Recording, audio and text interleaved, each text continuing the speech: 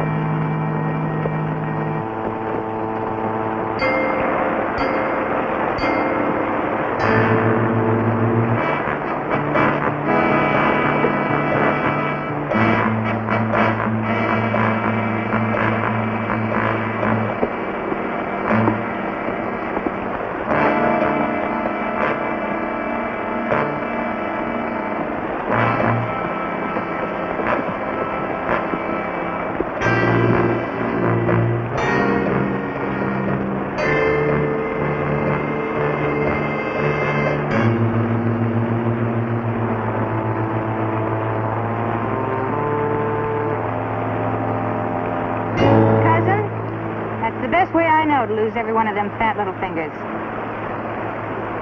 Well, now, look, ma'am, I'll hear you a lot better when you're about a pound lighter.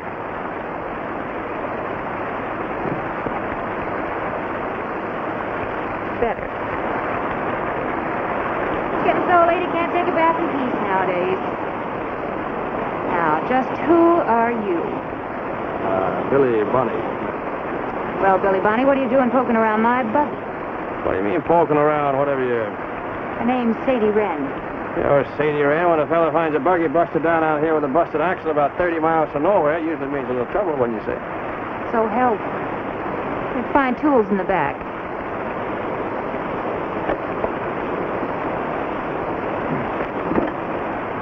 And there's no need to rush. That creek back yonder and I hardly got acquainted. I don't want to sound like I'm poking around or anything like that, Miss Wren, but you don't strike me much like, like the Indian fighting type, you know what I mean? Maybe. But I'm a pretty fair hand in a saloon fight. Yeah, I just bet you are. What are you doing way out here? 3 things. I'm trying to take a bath. I'm waiting for you to fix that axle. And heading for a place footprint on the map called San Miguel. San Miguel? Wait. You know a fellow by the name of Johnny Red? Sure, Johnny and me are... Yeah, he gave you a piece of this map, is that right? Are you heading for San Miguel, too? Yeah, that's where I'm heading. So I guess we're going to be partners. Well, it suits me. I never did know how to drive this buggy. Oh, Billy, about this partnership. It doesn't stretch past these trees, agreed? All right. Oh, by the way, next time you point that cannon at someone, you better make sure it's loaded. I can't. They don't make percussion-capped cartridges anymore. I do better with a stick anyway. Won't be long.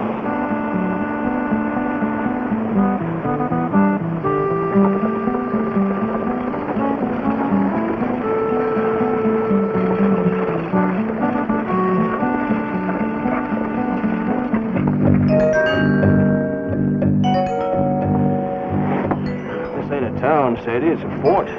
One way in here, one way out. It don't look like much to me. Yeah, there's a gold mine, Sadie. You start digging for it. Come on, let's go.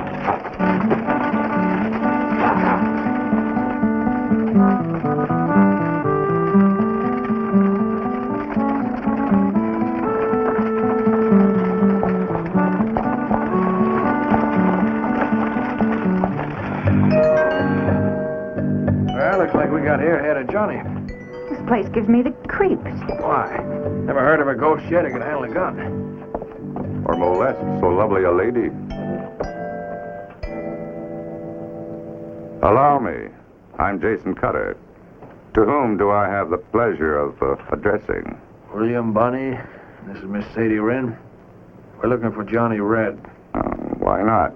Mr. Red was always a magnanimous man, especially with the fair sex. Do you know Johnny?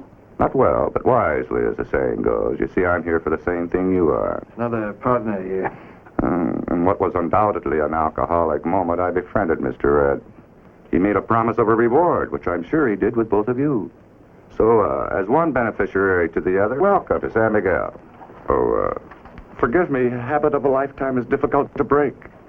Please, come in. It's not St. Louis, but it has its points.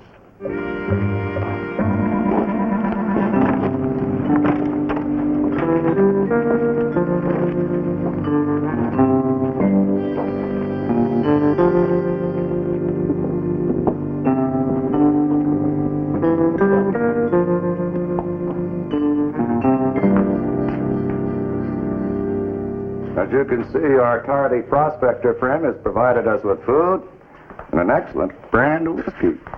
All it's missing is a piano and a bartender quartet. Plus Johnny Red, which don't make sense. Oh, Mr. Barney, it's a wise man who takes life as it comes, especially the good things. A laudable sentiment, Major Cutter, but like yourself, most impractical.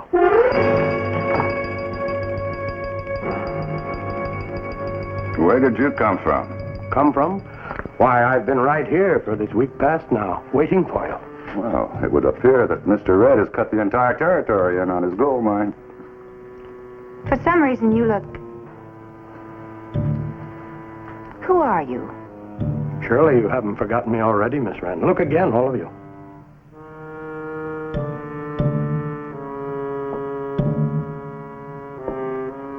Cromwell. Judge Cromwell, if you please. Why, you... Precisely, Major. I tried your case, as I did with Miss Wren and Mr. Bonney. What are you doing here? Well, it's really quite simple, Miss Wren. I came to San Miguel to correct a mistake. 3 mistakes, as a matter of fact. You must forgive the setting and the rather melodramatic aspects of our reunion. However, it was necessary for me to ensure my ends, and in order to secure seclusion. Well, what about Johnny Red and the gold? Well, to ensure your presence here, I needed a strong inducement. And what better lure than the legendary Mr. Red and a long-lost gold mine? Serves me right, chasing rainbows at my age. You said you brought us here to correct a mistake, Cromwell. What mistake? 7 months ago, Mr. Bonney, you appeared before my court on a murder charge. And I was acquitted. Only because of Sheriff Garrett's testimony. And Miss Wren. There was a gambling man in Rim Rock. That was self-defense. So stated the jury. Darn tootin'. That gambler wasn't in my room at midnight to pass the time exactly. Possibly. However, I rendered another verdict. And Major Cutter, the massacre of Arroyo Blanco, what was it, 60 killed? I made a mistake. I paid for it. No, you deserve the death penalty, all of you. And I am here to see that it is carried out. By what authority, Cromwell? This ain't no court of law here. Justice needs no court, and the law is an end unto itself.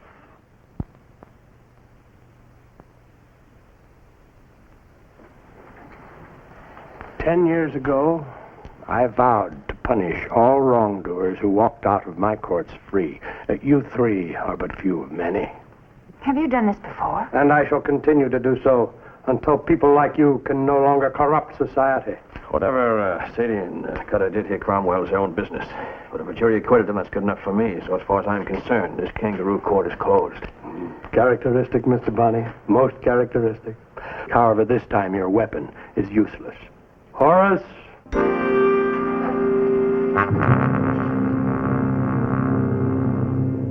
My executioner. To him you are worth exactly $10 each. You can collect now, Mr. Bonney, or later. Take your choice. Oh, you must forgive Horace's manners. His tongue was removed by the Chiricahua, something to do with remarks about a squaw. Now look, no man has the right to play God. That is because not enough men try. I've provided food and drink for the night, the last meal for the condemned, you might call it. The executions begin at daybreak, unless, of course, you choose to try to escape during the night. Since your horses have been removed, and since there's only one route from San Miguel, that would be foolhardy. Good day.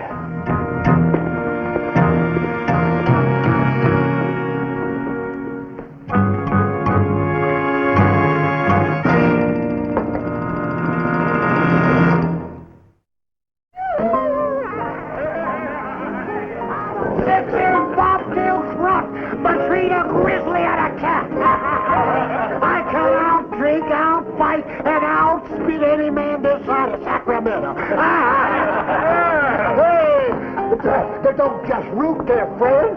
Pass some of that happy juice around. Hey! Reach on the house, everybody. Serve the ladies first. Step right up and wet your face with Johnny Red. The best hard rock man who ever looked the wrong end of a shovel in the face. Hey, boy, don't pat that piano. Play it. I'll tell you when it's time for a funeral. All right, Johnny Red can keep a river running. Well, butt me up. It's about time, Pat. Figured I'd have to rip the joint down before you shoot that ugly face. How are you, Johnny? Oh, only half drunk, Pat. But I'll be fine time I surround another quarter, kid. Say, where's that little drunk Billy Barney? Is he with you? Nope. What about San Miguel and that Spanish map? You been cooking your own mash, Pat? I just pulled in from Nevada. Ain't prospected San Miguel for a year or more. What's this map talk? That's what I'd like to know. Hey, where are you going? Prospecting. Watch it. Give me that drink. You don't want me to perish of thirst right here and now, do you?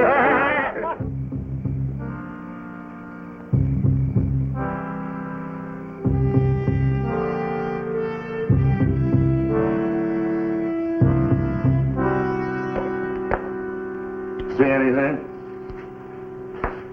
There won't be. That breed likes it dark. What are we going to do? My personal prescription, Miss Wren. Guaranteed to dull the sharpest pain. I got a better recipe than that, Cutter. I got a .22 caliber rimfire ticket out of here. When I pick a partner, I really pick one. Mr. Bonney, your reputation doesn't do you justice. Very clever. It's a little trick I picked up in jail, Cutter. Comes in handy every once in a while. How come you waited till now to pull out that pea shooter? Matter of timing, Sadie. Without this dark out here, this thing is just a hunk of iron. It's a question of range, Miss Wren. Derringer is virtually useless beyond 20 feet. All right, the way I figured, Cutter's got the only trail out of here blocked off. So I'm going to lead off. You two follow me. Stay close. Sadie, no noise. I never argue with a partner, especially one with a gun in his hand.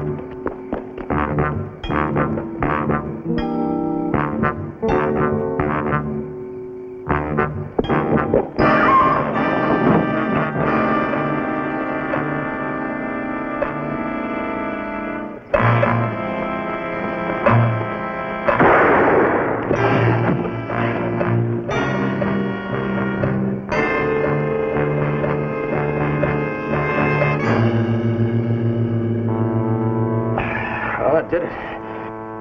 We're pinned down here and nothing we can do about it. Quite so. There is nothing we can do about it.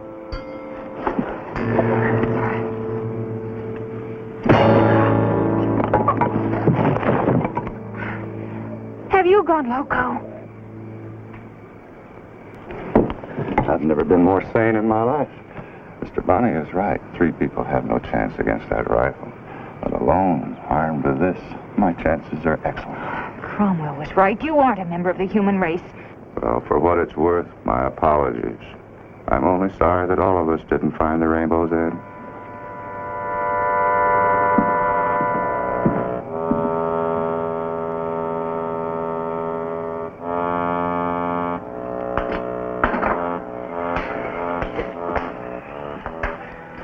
You might as well relax, Billy. You can't walk the night away. I'm sorry, Sadie. It never was much fun for talking and thinking at the same time.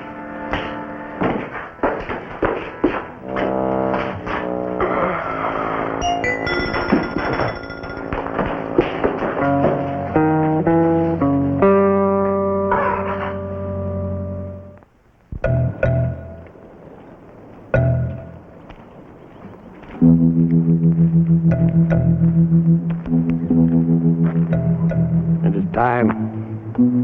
Quite a disappointment. I expected more from a man of Bonnie's caliber, much more.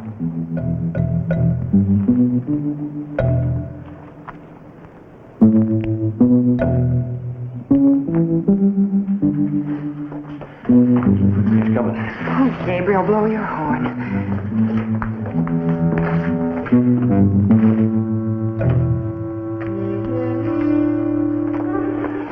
Sadie, we can fight back. With what? Keep his attention, I'll show you. You make me think I'm gone, but you're alone. But how?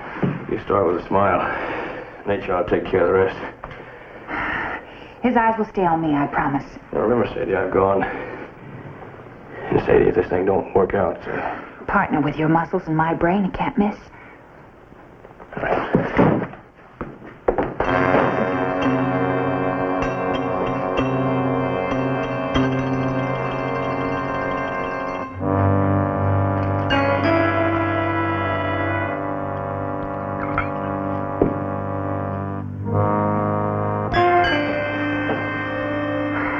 Well, good morning, friend. Oh, the other one left by the back door. After saying goodbye. And him with such a baby face. You know, you men are all alike. Think because a girl has a couple of drinks with you, you can do anything you want. Come on in, Charlie. And shut the door. I'm lonesome, and you look like nice, sociable company. You know, that boss of yours may be a bum in other ways, but he sure buys good whiskey. Come on, Charlie, let's have a party. You know, no matter what Cromwell pays you, I know I could do a lot better.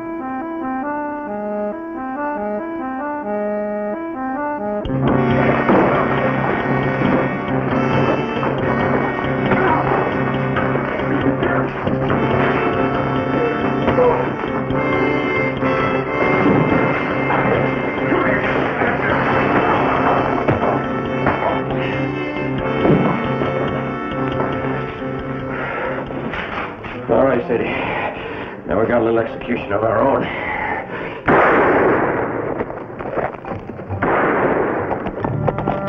What was that for? That's for Cromwell. You might call it an invitation to our funeral. Well, this time he's going to get a surprise. Come on, Sadie.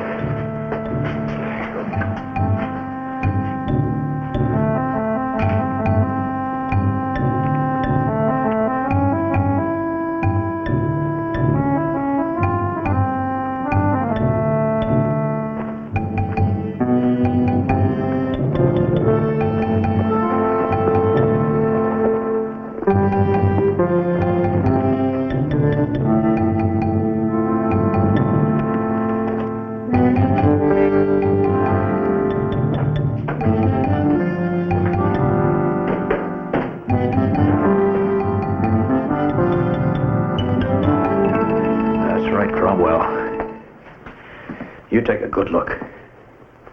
It appears I underestimated you, Mr. Bunny. Oh, pity. This is the first time that Horace has failed. Well, what are you waiting for? You, Cromwell. I want to see you crawl. Then I'm afraid you will have a long wait. Billy, it's over. Leave it at that. No. It ain't over yet, Sadie. Not yet. Billy, what's this all about? What do you say, Patrick? You're just in time to witness an execution here. Go ahead, Bonnie. Finish it. Show us what kind of a man you are. Billy, whatever this is about, that rifle won't settle it. He's right, Billy. Kill Cromwell now and you'll just be finishing what he started. Your own execution. What's the matter, Bonnie? You know how to use that rifle. Pull the trigger.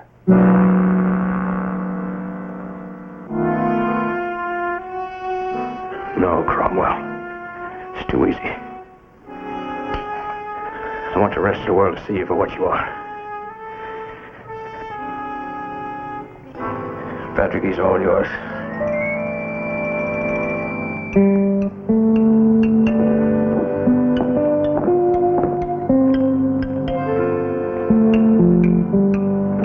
Ready? Where do you figure on going? Oh, I don't know, Billy. Every time I stay in one place too long, my feet start itching. Besides, you and Sheriff Garrett don't need me to get Cromwell and his hatchet man back to Lincoln. Seems to me I recall something about a partnership. Well, I'll remember that next time I hear about a pot of gold.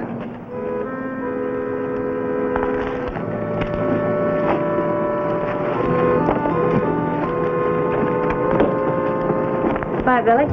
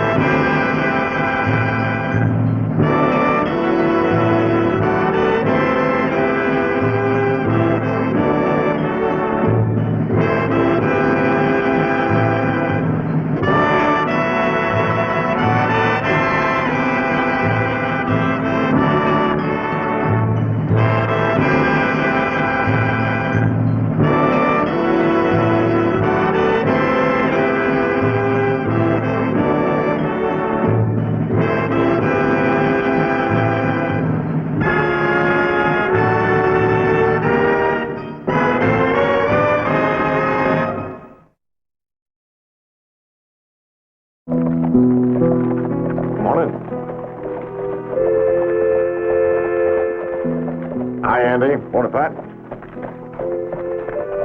You waiting for the mail? Uh-huh. Here she comes now.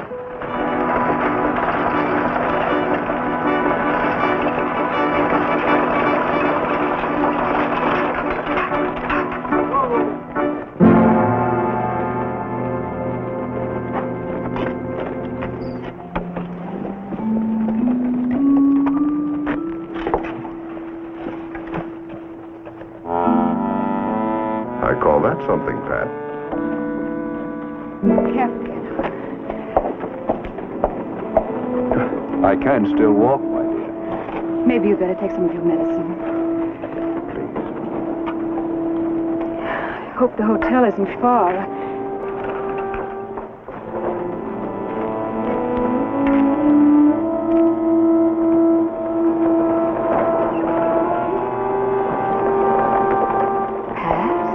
Pat Garrett? Isabel Randall. How long has it been? Montgomery Street School. Freckle face, lost your place. Bet you can't run a race. What are you doing in New Mexico? She's traveling with her husband. She isn't called Randall anymore. She's Mrs. Henry Stewart.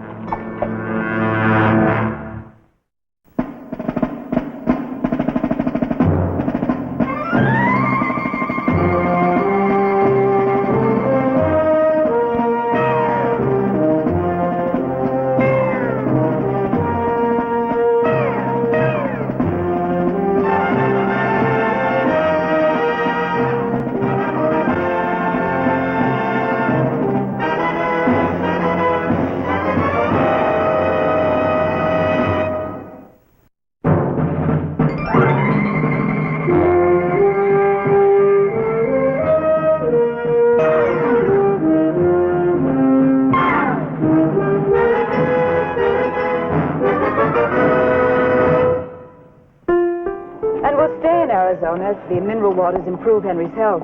Well, they've helped a lot of people. It's a long trip from Atlanta. You must be tired. That's why we decided to stop here for a few days. Henry's doctors advised him to travel very slowly. How about it, Pat?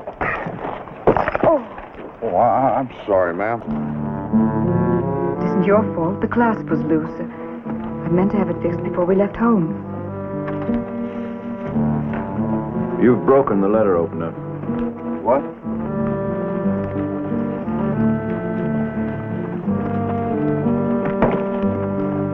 I'll have it fixed for you, Mrs. Stewart. Good as new. That's all right. That'll be fine. Hotel's right over here.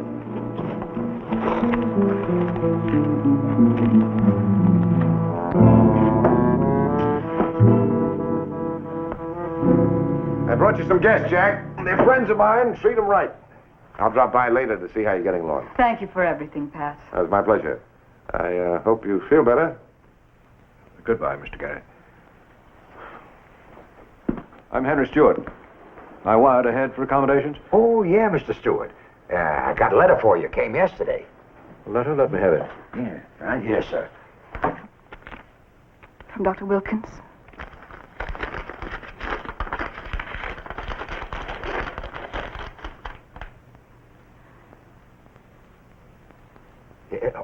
I gave you the biggest room we got, just like your wire said. Very well.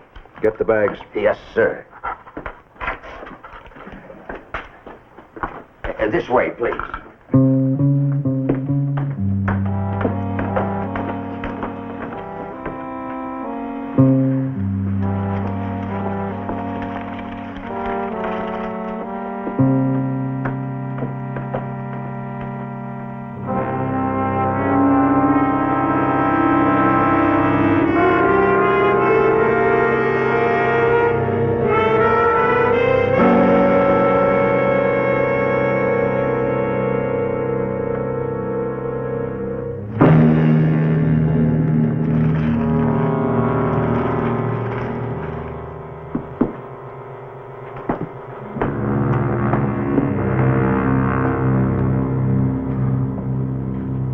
Did he tell you what's causing the fainting spells?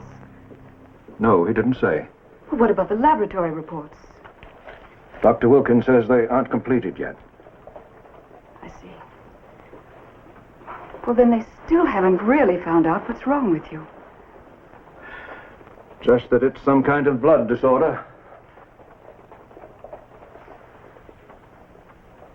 Were you hoping for bad news, my dear? Bad news? What do you mean? Stop pretending that the prospect of becoming a rich widow doesn't appeal to you.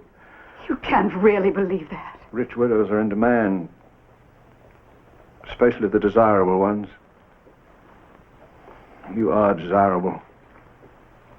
To every man that sees you, her envy is very flattering.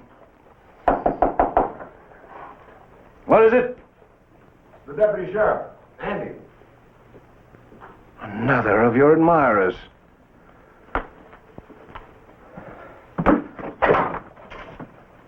Oh, I hope I didn't disturb you, Mr. Stewart. What do you want? I came to return this. Tell Mrs. Stewart that the glue takes a while to harden good. Very well.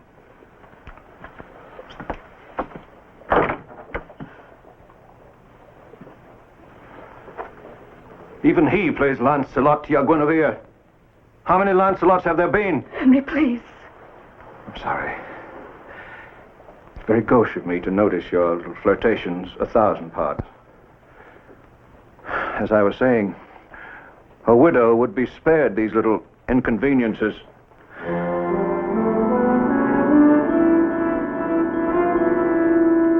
But not always, my dear.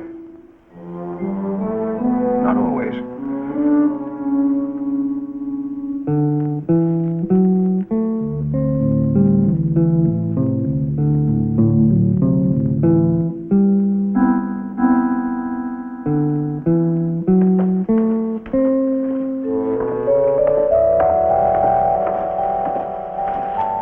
Hello, Pat. Sorry to have kept you waiting. It was worth it. You're a picture. Thank you.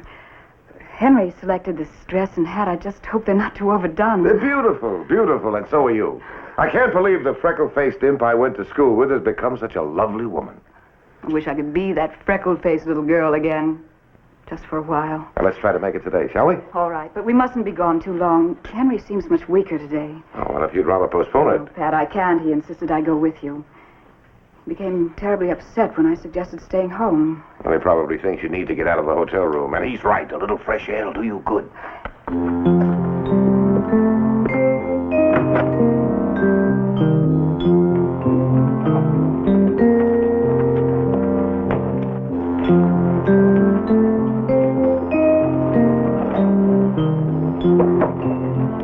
Lady sure is dressed mighty fancy, ain't she? And her with a sick husband upstairs.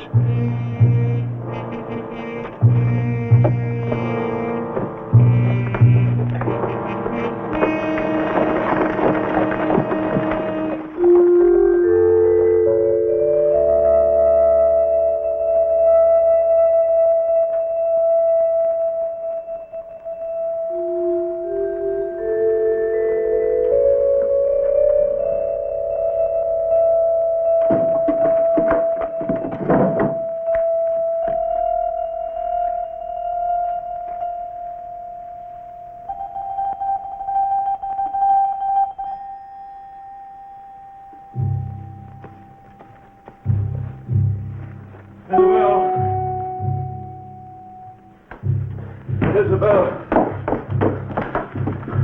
Get me my wife, please. There. Take it easy, Mr. Stewart. Take it easy. Get my wife. Yes, yes. Get my wife, please. She's with Garrett. Right, right. She has my medicine. All right, get her right. I need it quickly. Right away, Mr. Stewart. Now, Quickly. Take it easy. Take it.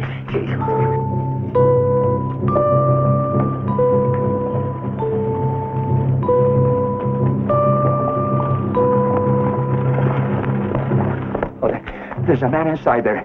He looks like he's dying. His wife's out with Pat Garrett in the old Humor Road. Go and get her quick.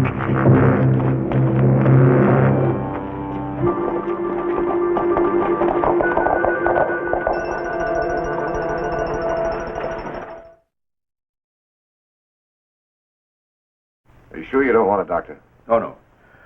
No, I've had these attacks before. They pass as soon as I take the medicine. I'll never forgive myself. I was sure I left it on the table. I don't know how it got in my That was bag. just an unfortunate accident, Isabel. Stop blaming yourself. Yes, my dear. Be thankful that you got back in time. I am. Mr. Garrett, if you don't mind, I'd like to get a little rest now. I'll be at my office in case you need me. You've been wonderful to us, Pat. I don't know how to thank you. Well, that's what friends are for. You know, you could use some rest, too. Night. Good night, Pat.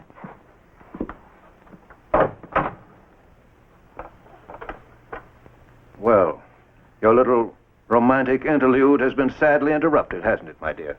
Told you, Pat's an old friend, a boy I went to school with, nothing more. Now lie down and try to rest. So that you can sneak out to your Pat Garrett as soon as I'm asleep. I'm no fool. I heard him tell you how you can reach him. Henry, you've got to stop imagining these things. It isn't true. Imagining? Did I imagine that you took my medicine? I know exactly what you're trying to do. You're hoping that I'll die here so that you and Garrett won't have to take the risk of losing track of yourselves again. No. Well, luck is with you, Isabel. I am going to die. As a convenience for you. What are you talking about? What do you mean? The letter from Dr. Wilkins. It did contain my laboratory records. The diagnosis is blood dysphasia. I have less than 3 months to live. Oh, Henry. Oh, my poor dear, you should have told me. Get out!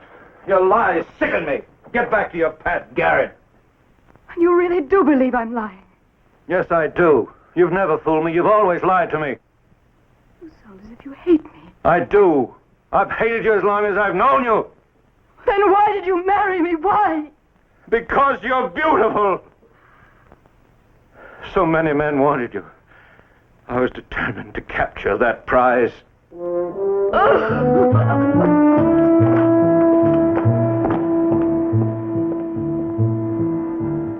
Prize I'll never lose. As long as I can choose where and how I die.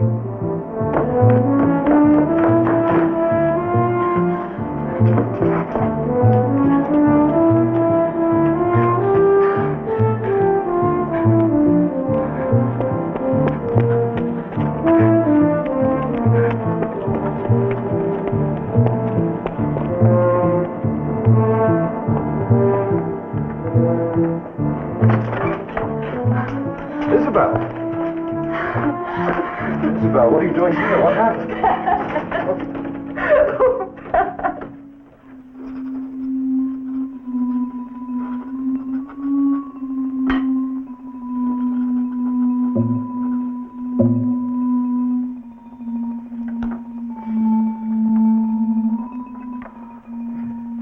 So, my dear brother, I've every reason to suspect that Isabel and her lover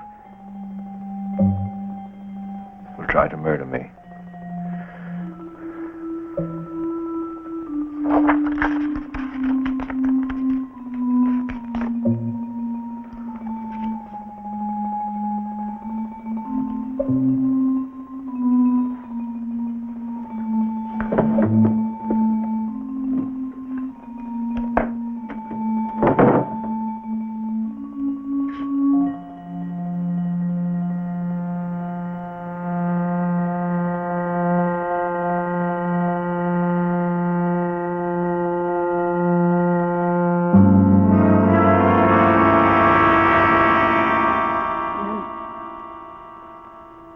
And he told me to get out. To get out because he hated me. Oh, Pat, what am I going to do? I think he's losing his mind. Now, Isabel, I'll talk to him. Maybe I can... Sheriff Garrett. It's her husband, Mr. Stewart. He's laying on the floor in their room. He's been stabbed in the back. Jack says that Garrett came a-calling. He came a-calling every afternoon. Didn't make any difference what a sick husband thought. Yeah, that's right. Now, you know as well as I do that a pretty woman can wrap a man right around her finger. Tight.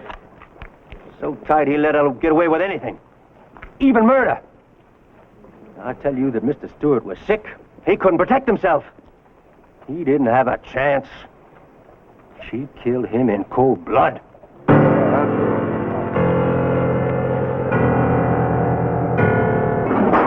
It's the neatest frame I ever saw, Isabel. I just can't figure out how he did it.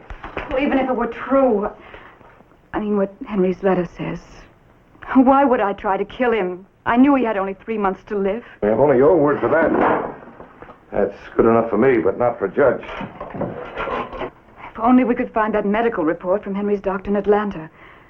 I know it was at the desk when we arrived. Yes, but where is it now? I don't know. Henry read it before we got to the room. Maybe he destroyed it. Isabel, did you see him read it? No, I never saw it again after the clerk gave it to him. Wasn't Henry wearing a duster the day you got here? Yes. Where is it? In there.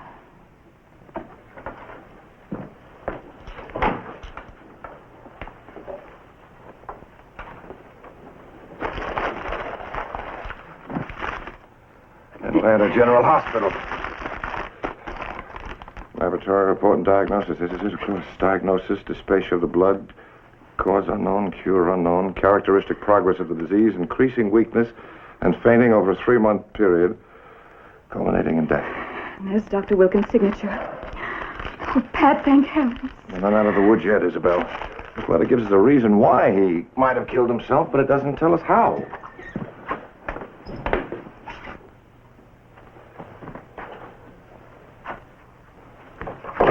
Isabel, I'm going back on over to the office. You lock the door. Don't let anybody in here till I get back. I understand.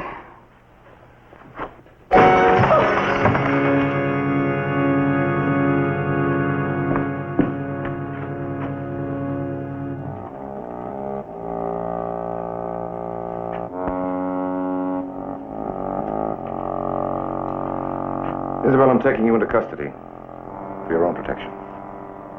Look at him. Look at him up there. Making up to each other in the same room where she killed him. You know the night of the stabbing? Well, Jack told me he went looking for the sheriff, and he found him all right. There they was, hugging and kissing. I tell you, they both planned this together. She did the killing, but he's going to protect her from the law. I say you're a liar. And how come she ain't in jail? You tell me that. Because she hasn't committed a crime. She was ugly. She'd sure be in jail, all right. Oh, she didn't cotton to the sheriff. I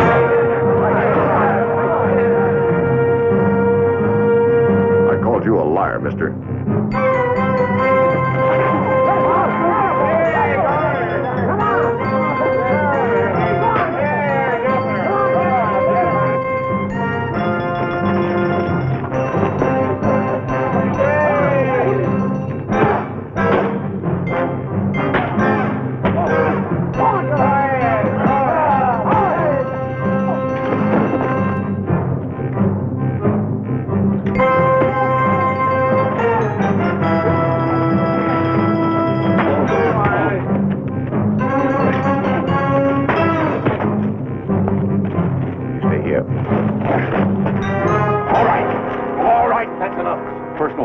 It ain't over yet. I said that's enough. Now, what's this all about? A bunch of us was talking. He got rough. Talking about what? About the murder. Folks in town got it figured out who done it. And they feel maybe she ought to be locked up. I'll decide who ought to be locked up. And this town wants justice done, Sheriff. So do I. Mrs. Stewart has been advised not to leave town until the circuit judge arrives and I can give him a full report. What's it going to say, that Mr. Stewart stabbed himself in the back? I'm investigating Henry Stewart's death thoroughly. If he was murdered, the law will take its course. You bet it will, Sheriff. No matter what you tell the judge. That kind of talk can get you into trouble. So can throwing rocks. Now, all of you, break this up. I'll throw the whole bunch of you in jail. Move.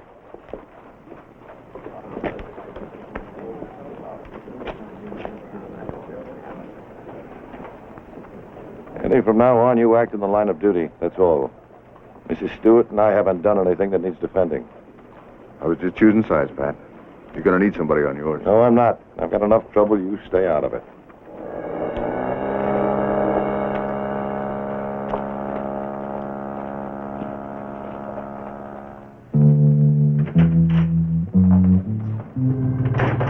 The crowd down the saloon filling up on liquid courage, talking about having a trial. And Mrs. Stewart isn't the only one they're accusing. Yeah, I figured it'd come to that. We've got to get proof that she's innocent, Pat, or you and I are going to be pretty busy. I know it, Andy. I know it. I got a feeling I'm overlooking something. Something obvious. Well, that jewel breakout again? What do you mean? Well, you remember, I broke it the day they arrived. But I had it fixed and gave it back to Mrs. Stewart. You had it fixed? Yeah, the glue wasn't hard yet, but, What's the matter? Where are you going? You get Isabel. We're going back to the hotel room.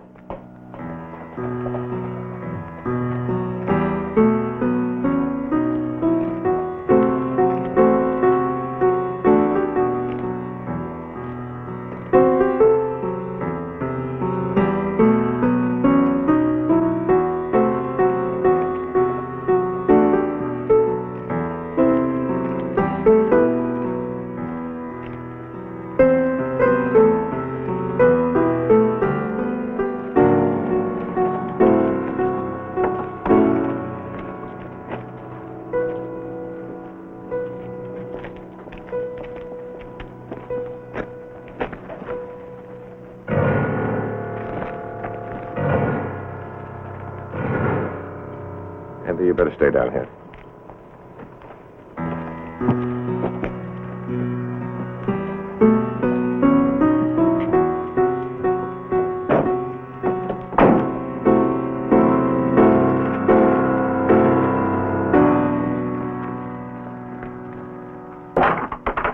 Crowd. Don't worry about the crowd, Isabel. Andy will take care of that. Now, Isabel, the last time you saw this letter opener. The jewel's missing. That's right. Was it missing the last time you saw it? No, it was there. Then it must be somewhere in this room. But where? I've searched the room thoroughly. I haven't been able to find a trace of it. Now, assuming that medical report drove your husband to kill himself and his mental state was such that he wanted to make it look like murder, his body was lying right there, face down. Well, that means he must have fallen from this position. The wound was right here, right between his shoulder blades. Now, you can see that with him standing up against this wall, it would have been physically impossible for anyone to have stabbed him in the back. Therefore, he must have found some way to rig this knife.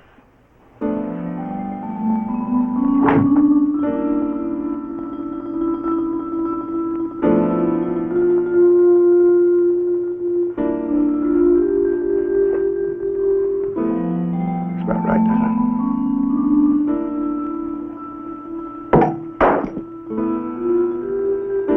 If I'm right, that missing jewel should be inside the closet.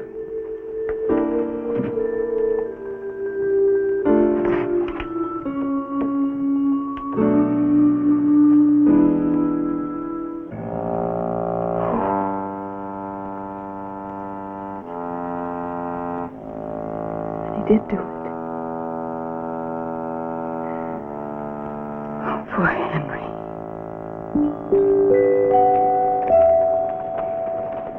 And if it hadn't been for you, Pat, people might not have accepted the evidence. I'll never forget you, Pat. Yeah. Just stay happy, Isabel, and write me from Atlanta. Let me know how things are going. Of course I will. God bless you, Pat. Goodbye, Isabel.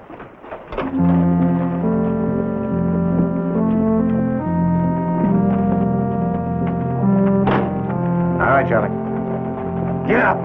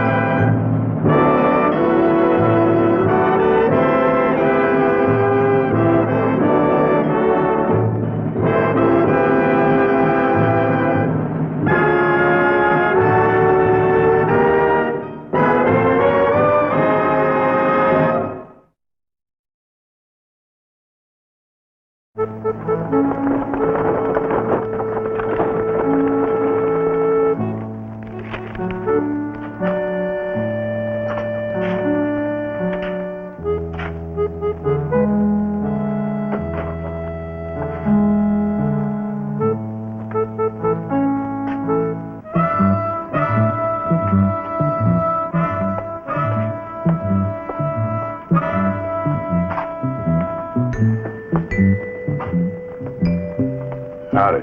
You the sheriff? That's right, Pat Garrett. Bart Tugwell. My brother Luke, our sister Sally. How do you do? You're not from around Lincoln, are you?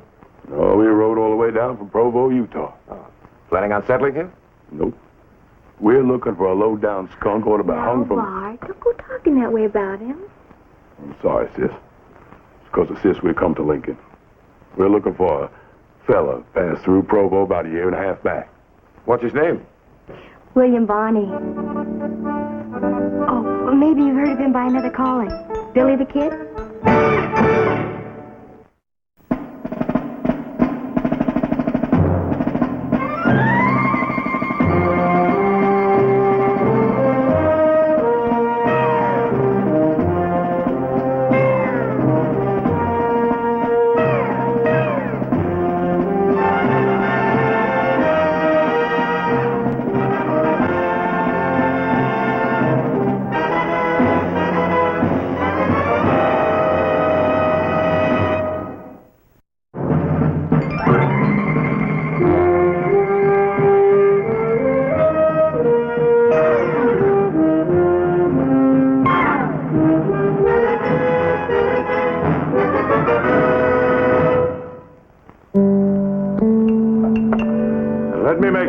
understand this. You're looking for William Bonney, Billy the Kid. You know of him? You sure he's the one you want? Sheriff, I reckon we ought to know the name of our own sister's husband. Her husband. Yes, I'm Sally Bonney, Mrs. William Bonney. I would be called Mrs. Billy the Kid, would I, Bart? Of course not. Yeah, okay, come right on in here. Perhaps you'd better explain this whole thing to me. Sit right down here. Well, now, you know him, or don't you? Just settle down, mister. You'll get more help out of me that way. Now then. Well, this Bonnie, he come up to Provo on a cattle drive about a year and a half back. Uh-huh. I was buying supplies in town the day I met him. Uh-huh. Luke and me was out to the farm, so we never did get a chance to stop him from marrying up that very day. It was a regular whirlwind courtship, like in the books. First thing we knowed about it was when Sally come back to the farm that night. This Bonnie, he told her he still had some business to settle up about them cattle, but that he'd pick her up in a month. We didn't like that part, not at all. But when we rode out to his camp, everybody had cleared out. Anyways, Sally, she waited for him to come back. Oh, I'm just sure he's intended to come home all along. Now, Sally, it's been over a year. Well, I know that, Bart Tugwell, but, well, he just didn't seem like the kind to go off and leave me and not come back unless there was a good reason, like an accident or something. You only saw him one day, and then it was only for a few hours. How do you know what kind he is? Now, never you mind. We women have a way of knowing these little things. This is your child? Yes, Billy Jr. Would you like to meet him? Oh, Sally, we ain't got time for all that now. Luke, take Sally over to the hotel and put her up there. Well, this is my business, too. Now, Sally, do as I say. Yeah, all right, but just don't go talking about Billy behind my back.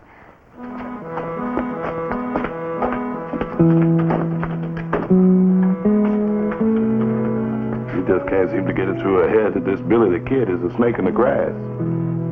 I want to be able to talk straight with you. All right, then. I'll talk straight with you.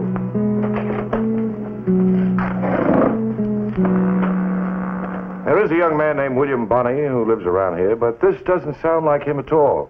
He's not the kind of a fellow to marry a girl and then run out on her. You ever been up around Provo? I doubt it. Billy's been on a lot of cattle drives, but I don't recall him ever mentioning Provo.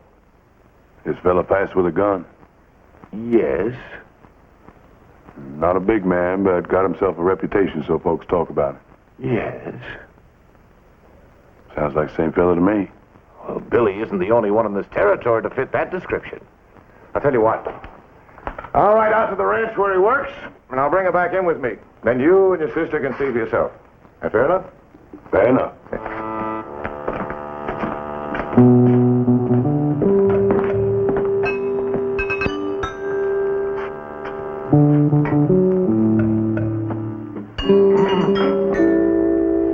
Sam. This sure is some coffee you got here. Yeah? Made it the same as I always do. Listen, Sam, if you got any left over, you got to save me some, ain't you? Save it. Yeah, we got a cougar up the line camp and get us a little trouble. I thought maybe this stuff wasn't poison and nothing would. You ain't even old enough to be drinking coffee, let alone judging it. You gonna ride up to your line shack today, Charlie? No. I'm gonna pack my gear this afternoon and start out early tomorrow morning.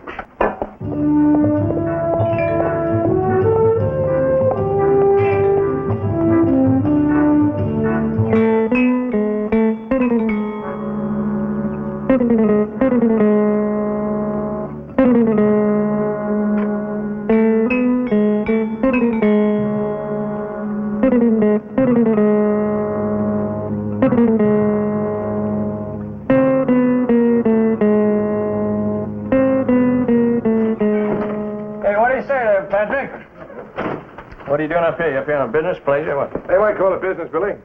Well, you came to the right place. We got the biggest bunch of cutthroats and thieves north of the Rio Grande right in this room. Now, right now, you're the one I want. Well, whose bar mirror did I bust this time? No bar mirrors, Billy. This is something of a private matter. Well, these are all my friends here. I mean, I got no secrets. Not this week, anyway. All right. There's a girl in town who says that you married her about a year ago. How's that again? She says that you're her husband, and she's come here to find you. Oh. What do you mean, Patrick? Me married?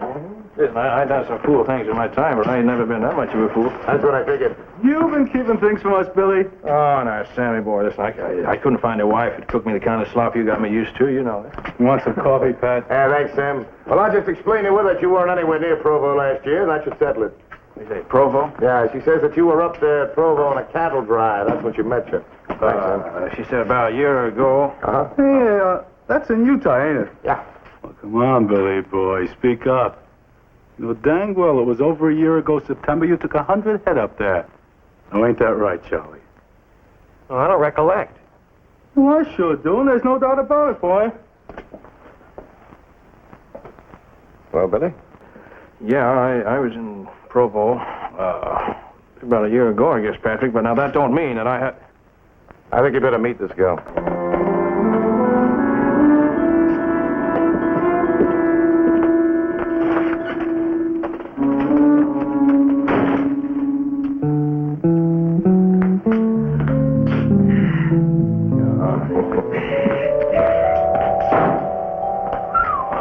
What are you so riled up about? Who's riled up?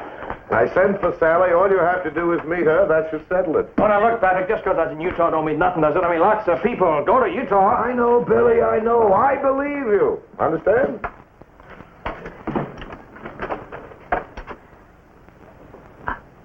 Billy? Yes, ma'am. Oh, hello. How are you? Well, you want to tell him now I ain't your husband? Oh, well, you're Billy, ain't you? Oh, yes, ma'am, but... Oh, Billy, you don't think I'd ever forget you, do you? Oh, I want to thank you for bringing us back together. Oh, now, come on, lady. You tell him you ain't never seen me before.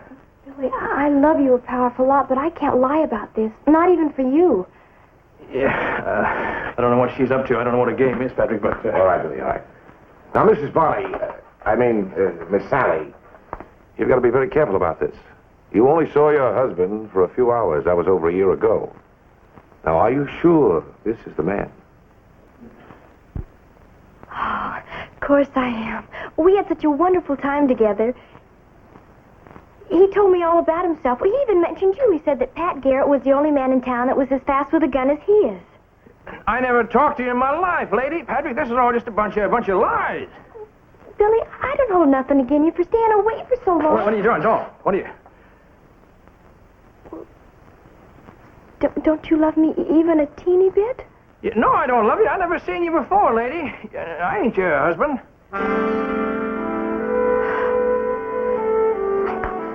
Mrs. Bonnie, Sally.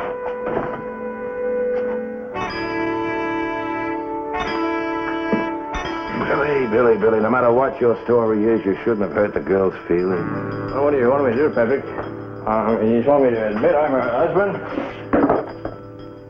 Billy, when you were up there in Provo, are you sure? You know, sometimes too many drinks. All right, Patrick, I ain't sticking around here for no more of this. I'm heading out to Lincoln County right now, and I ain't coming back unless this thing blows over. That him? Nobody treats my sister. Hold on, Bart. He's Sally's husband. Remember that. Enough. I won't have any of this. What'd he do to her? She come crying back to the hotel. Nobody did anything. We're just trying to get to the facts. Well, I'm going to make one fact real clear. If you don't start acting like a proper husband to Sally, I'm going to make her a widow.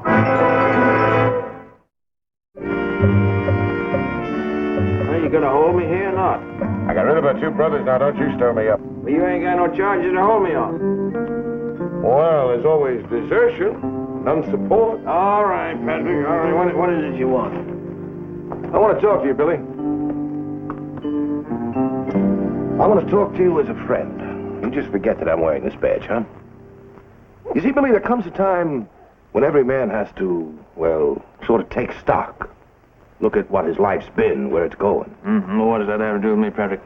Now, Billy, there's probably no satisfaction in life greater than a home and a family, coming home to a wife and kids every night. Oh, now, wait just a minute, Patrick. You just hear me out. There's some men who run away from that kind of life. They do anything to keep from getting married. They're fools, I'd say. Now, maybe you've been that kind, and in lots of ways, so have I, but it's not too late to change, Billy.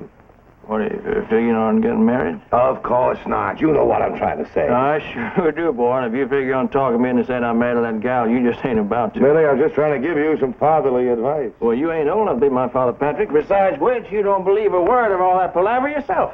It doesn't make any difference whether I believe it or not. But it looks like you're going to have to start believing it.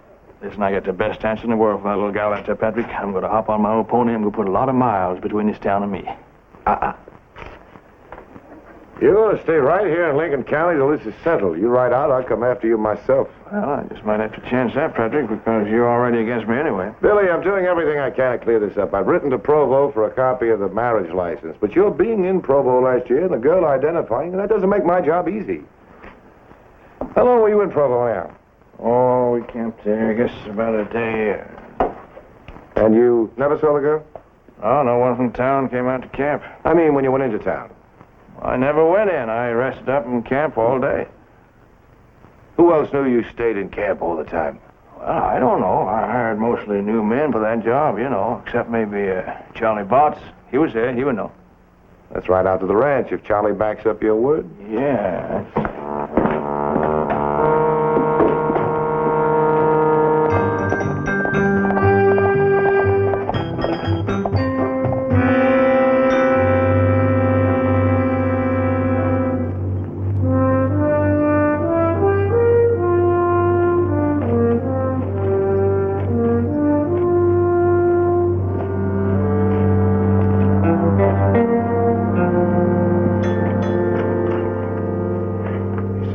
Charlie? Yeah. He decided to go on up to the line shack after all. Oh, it's a long trip up there. I'll ride up there myself. I think I'd better talk to him alone anyway. What's the matter? Don't you trust me, Patrick? I wouldn't want to have to charge you with intimidating a witness, Billy. Stay put until you hear from me. Where is she? Where's who? Your wife. Figured you'd be bringing her back here with you.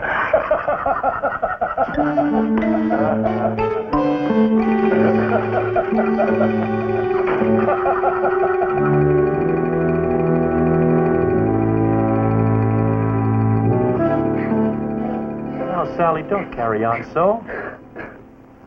Me and Bart will take care of you. Well, he ain't worth crying over.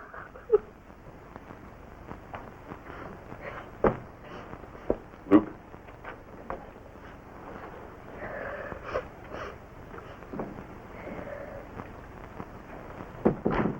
I've just been looking for that sheriff. He's gone and no sign of Billy Barney. You think he cleared out? I ain't sure. But I found out the ranch the Barney's working at, and I found out something else. Seems that sheriff's a friend of Barney's. Ain't count on any help from him. What do we do? Come daybreak, you and me gonna ride out to that ranch. We're gonna face Barney. Either he owns up to everything, or we're gonna shoot him down. Everybody says he's awful fast with a gun. Now, that don't make no difference. Now, either he'll wind up dead, or we will. But either way, we'll know we done the right thing.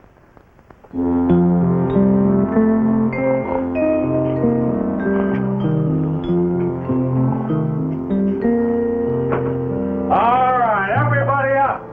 Now, roll out. Let's move it man. Come on, ham and eggs is on the table. Let's go. Coffee's getting cold. Move it out. Hey, Sam, it ain't even light yet, is it? That's all right, we'll be in an hour. Let's go, man. Move it out, though. Breakfast waiting. Here we go. Be there in a little while. You just make yourself comfortable. You stay right here. I figured you wanted someplace where you could be nice and alone. That's one of the reasons I got rid of these galoots. Now you stay right there. What do you mean? What are you talking about, Sam? What is it? Hello? Now, what's all this? What do you mean, Sam? Sam? A nice man at the livery stable drove me out, and the cook's been real nice, and Yeah, what are you doing out here to see me? I wanted to warn you. My brothers, they worked up something awful, and they're coming here to kill you. Oh, yeah? Well, that's your tough luck, then. Why are you telling me this? Because I still love you, Billy, no matter what you do. Yeah, now, look, miss. A Mrs. Yeah, all right, Mrs. A Bonnie. Yeah, no, Bonnie, Oh, no. Billy, if it was just me, maybe I wouldn't come here like this. Crawling on my knees, begging you to come home, but I figure I owe this to our son, Billy Jr. You ain't never even seen him. Would you like to? Well, look, I ain't his father. Here, look. See? Yeah. He's a nice baby, but I don't mean anything. I thought for the sake of our child. It's your child, ma'am, not mine, yours. Billy, why don't you stop fibbing? Now, you know we'd be happy together once you got used to Now, look, ma'am, once and for all, I ain't your husband, and I ain't this baby's father, and I ain't Billy Bunny. Oh, no, yeah, I am Billy Bunny. Oh. Raise your voice, you scared Billy. Oh, don't cry me. Why don't you just go away, please? Just go away. Get some more milk from the cook. Billy's hungry.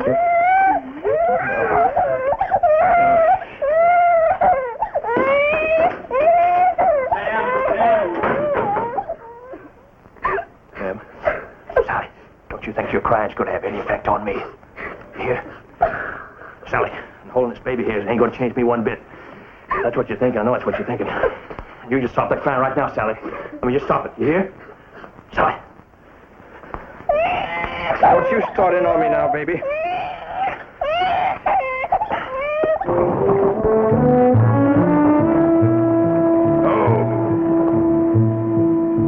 He'll be in the bunkhouse. You sure Sally didn't hear us leaving? Didn't hear a sound out of either her or the baby.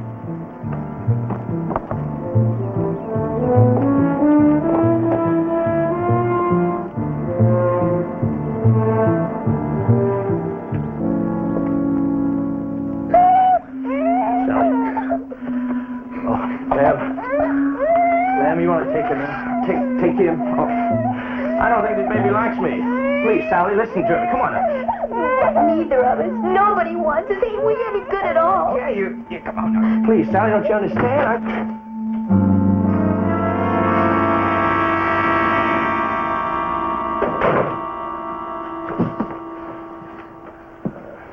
Sally, how'd you get here? Don't shoot. Well, I'll be doggone. Looked like they snuck off behind our backs and made up after all.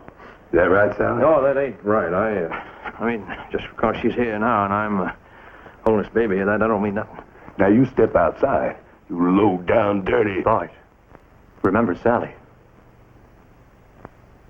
All right. Yeah, all right. I'll be happy to oblige you. Want to hold her, baby? Looks to me like I'm going to have to kill these two pig-headed brothers of yours.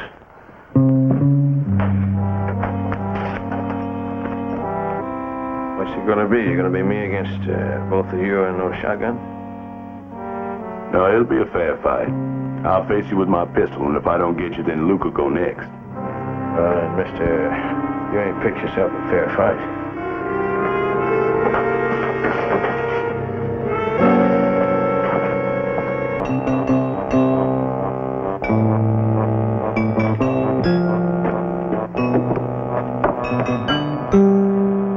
Start shooting, one thing I want to say, I never was even in the town of Provo, and I never met your sister before. I got a witness to that. Since you're both in a hurry to die, you probably don't want to wait around long enough for me to prove it, huh? You can lie your way out of this. All right. I'll walk to that tree over there. When I turn around, we start shooting.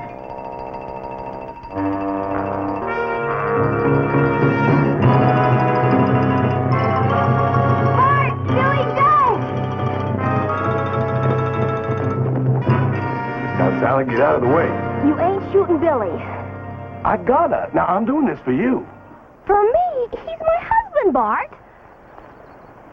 Sally, you just don't understand these things. Now, this is man's business. Well, I'm a woman, Bart, and I understand getting a husband ain't so darned easy. Sometimes you just gotta overlook these little faults. Like him not wanting you. Well, sometimes it ain't easy for a bachelor to get used to the idea of settling down. Now, Sally, get out of the way. Forget it, Bart. Charlie here can tell you that Billy never stepped foot inside of Provo.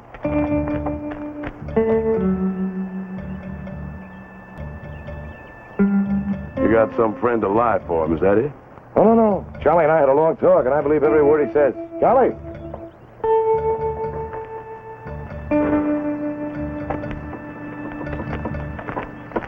Tell him, Charlie. Well, that's right. Billy stayed in camp all day. Thank you, Charlie boy. Well, I guess that ought to settle it, right? Charlie?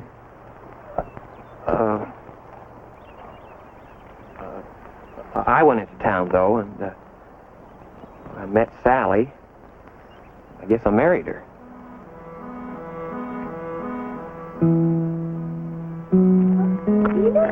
kind of familiar. But your name's Charlie. You tell him the rest, Pat. Oh, no, you're just doing fine. Well, I like Sally a lot. Wanted her to think I was something more than I was. I sort of let on that I had a reputation and things. I like Billy. I reckon I started bragging.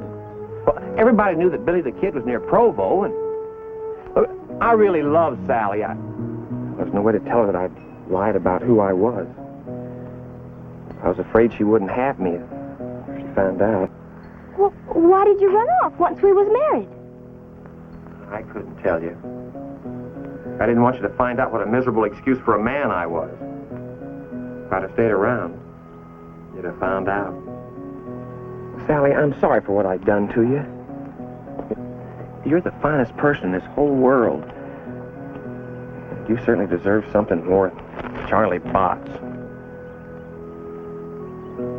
I could have swore. But now that I've seen you again, well, all I want to know is, are you going to stick around home, or are you the kind to go running off again? Run off?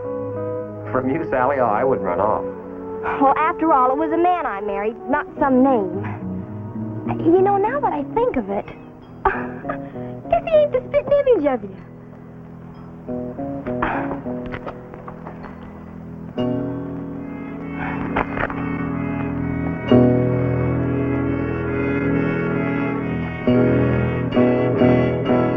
Reckon you got some regrets coming from us. There's times a woman don't act like they got anything inside their head, including my own sister. Sorry, mister. As soon as they're done romancing, we'll travel. Anyway, we'll have another hand for spring planting.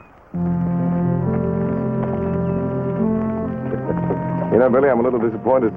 For a while there, I had hopes that you'd turn into a solid, respectable married man. Yeah, I bet you did. Well, not me, Patrick. I ain't going to get married. That's for old men. I don't want to live that long.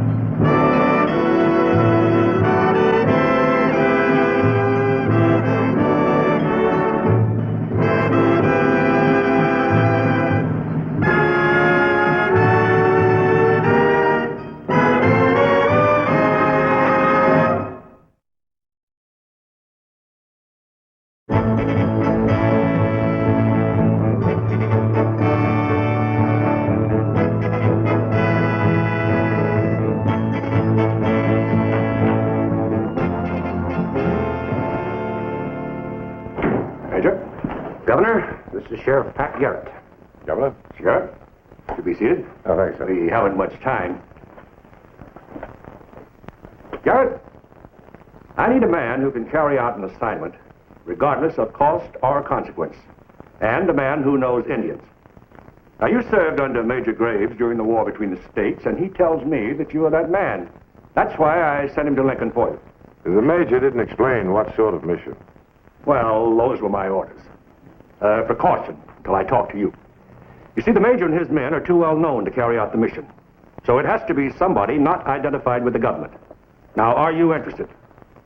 If the major thinks I'm right for it, then I'm interested. Good. Major, will you explain the mission, please? What do you know about the Mescalero Apache tribe in the Black Crest Mountains? The no treaty, Mescalero. Major, they holed up in those mountains 40 years ago, just wanting to be left alone. Even the rest of the Apache tribes yield the trail to those people. If someone were to stir them up, we'd have the biggest Indian war this territory's ever known, right? I expect so, yes. Now, we have many reports of messengers going to that tribe. Messengers? Yes. All the information available so far indicates the man receiving those messages is a white man, possibly French. We want to know who that man is and what those messages say. Major, I don't understand. Why should anyone, particularly a foreigner, want to set off an Indian war? Garrett, Do you remember what happened in Mexico while we were occupied fighting the war between the states? Yeah. Some European powers took over and put their puppet Maximilian on the throne. Under the Monroe Doctrine, we guarantee the freedom of Mexico. Now, if our hands are tied fighting an Indian war, there'd be little we could do if France moved again on Mexico.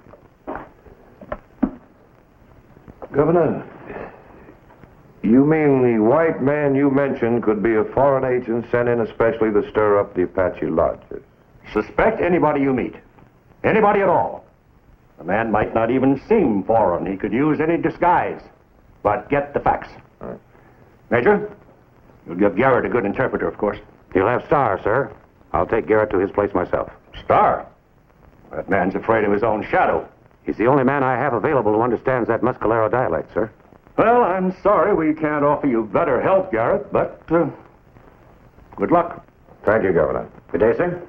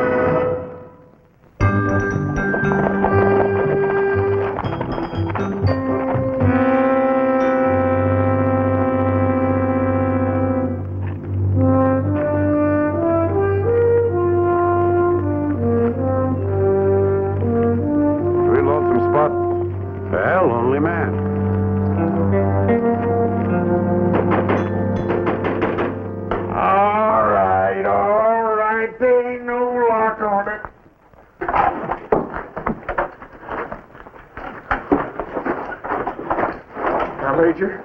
Hope you don't think I've been to drinking whiskey.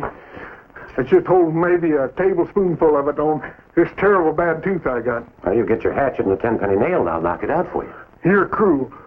All soldiers is. Sergeant, this is Star. He'll be your interpreter with the Mescaleros. Glad to have you along.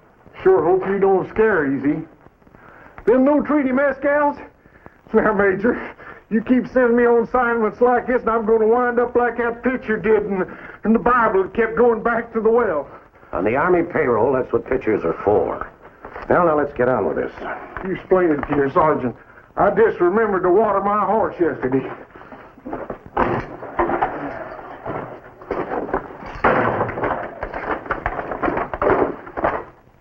Now, here's your route as far as the rock pools. And I think you better watch your step after that. I suggest you lay up here, this side of the main pass.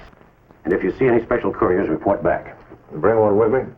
Yeah, if you can, without taking unnecessary risks. They caught a missionary in there a while back. I heard. They took him apart real slow, without killing him.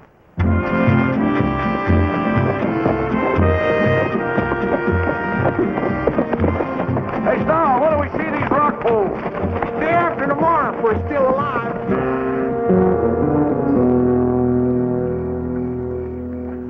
How many dialects you know? Every last one of them. That ain't all. One time I'm stretching the pen down in Chihuahua. Mexican Revolution broke out and I got out of jail, but while I was in there, I picked up enough Spanish to cuss a mule by. Even learned myself how to read and write in it. It must be a gift. It sure is all that, Sheriff. One time I married me this here woman up in Manitoba. Never spoke a single solitary word anything but French for better than 8 months. Got the hang of another lingo that nobody uses no more. This professor feller that I was a guiding one summer used to read this Latin. They used it in Rome. I picked that up from him. Hey, listen to them coyoteling out there. The coyotes? Them ain't coyotes. Them was Mescal scouts that keeping tab on us. Nah, they're just coyotes. Huh, so now you know more about Injuns than what I do. Is that it? After dark, anyway. I'll see you tomorrow. Maybe.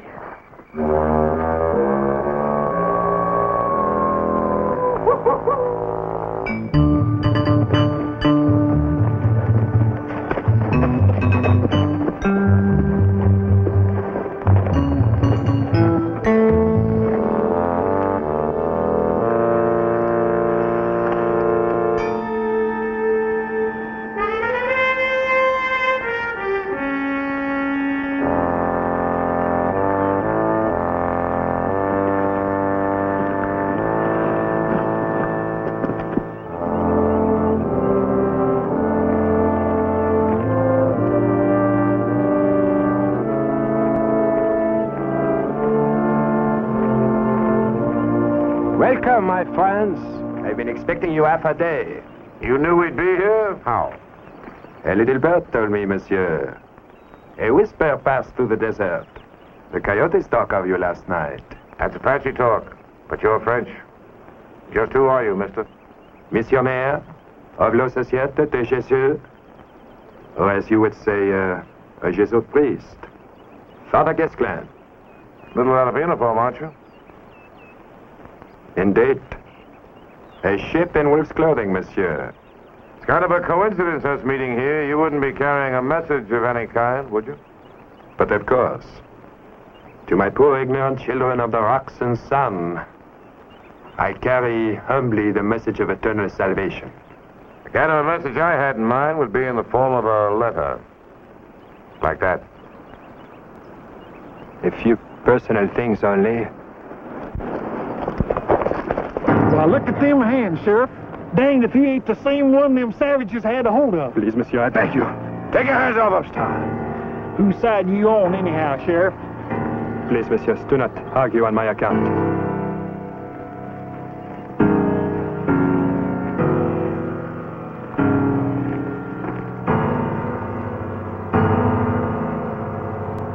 It is wrong of me to make so much of this thing with my hands. But with these hands of Lucifer pains me. It pains me that I cannot perform my priestly function. What do you mean? Under church law, such clothes may not perform the blessed sacrifice of the Mass. I am a bird without song, a workman without tools. But if God has willed it, forgive me. Forgive me for pulling away from you.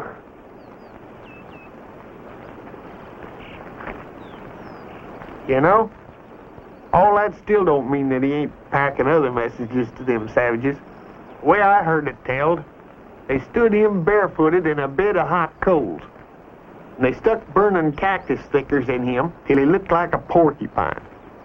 He just stood there and he gospeled at them the fires of Tophet. And that's the ones he calls his poor children. They are children.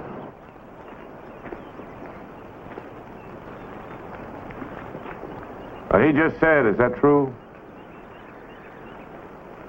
Of course it is not true.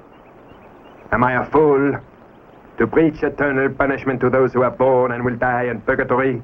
No.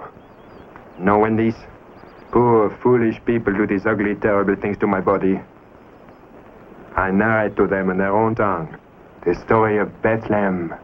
And when I told them of the wonderful child laid in a manger, I saw a tear in the eye of a young squaw.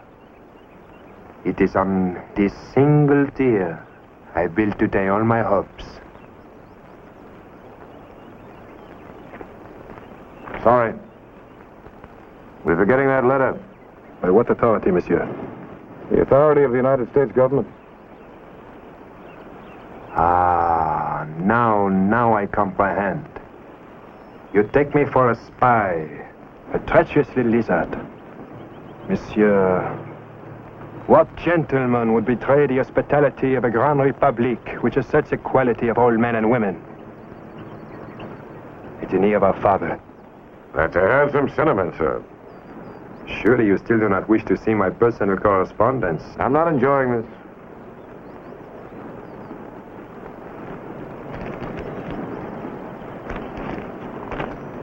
It is for my dear beloved mother. She is 73 years old and a saint. Read it. Oh, my blushes. Bertrand, my sweet baby boy, I am much concerned lest in the damp weather you may not at all times wear the warm drawers which I...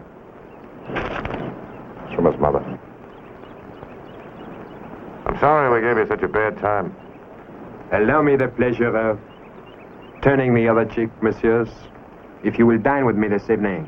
Oh, no, never decline the personal invitation of a French chef de cuisine.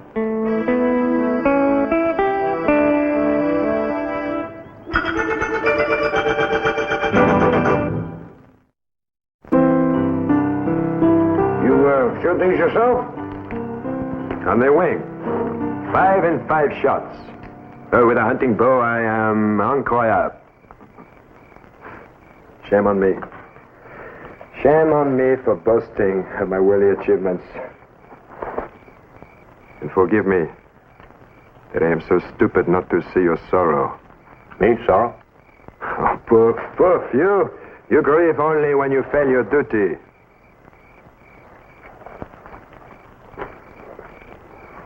But here the pain is old and grievous, penetrating even to the soul.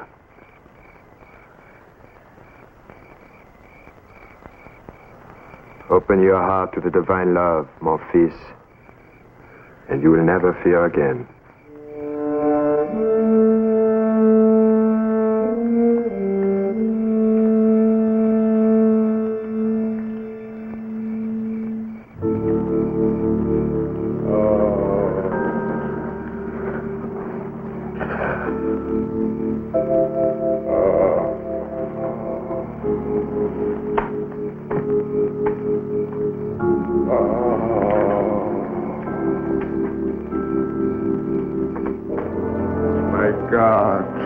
My God, why hast thou forsaken me? Sir, is it anything I did? Oh, no. Excuse me that I wake you. My sins are heavy on my soul. Your sins? Every hour of every day I rebel against the will of my God.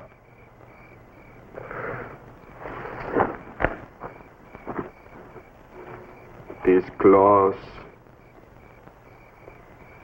I toil here in these mountains of despair, deprived of my priestly function. I cannot reconcile myself. I know it's wrong for me to rebel, but I have no hope.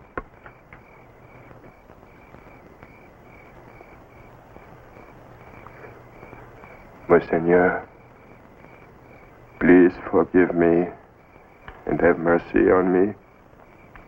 I am a poor dog whose dear master has shut the door against him.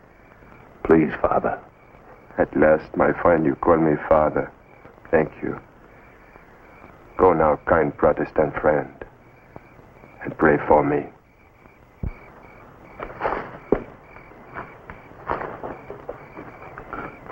What's eating on him? He ain't scared no more. We find out he's a spy? Leave him alone. I require a promise of you both that you will go no further into the Mescalero. I give you my word as a priest that there is no treason, no conspiracy. I know that you both would not want to be an occasion of sin to my poor savage children. What kind of a sin exactly? The terrible sin of murder, my son.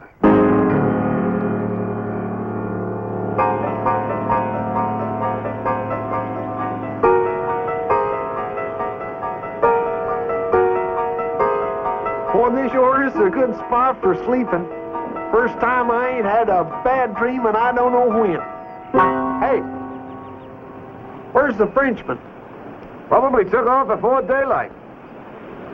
I've hobbled the horses in reach of the water. Less chance of us being spotted on foot. Well, there ain't no reason for us to go on now. Besides, we promised him we wouldn't. I promised him nothing. The thing I was almost sold on him when he made that pitch about us turning back. Oh, Sheriff, you're just suspicious. All right? You go on home. You don't know much about the ground up ahead anyway. Let you go on alone? What kind of a hairpin you take me for anyhow?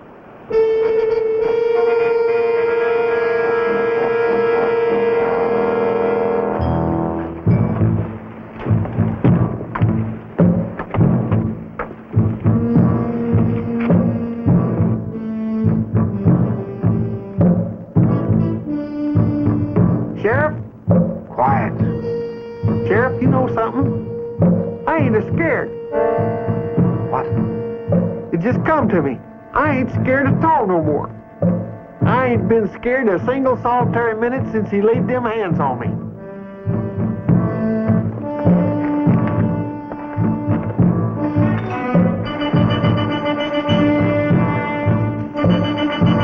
As soon as he left us, he warned his Mescalero brothers.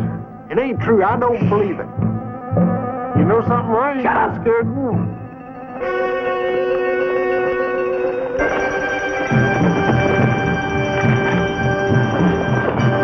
No use in us getting ourselves killed trying to fight so many of them.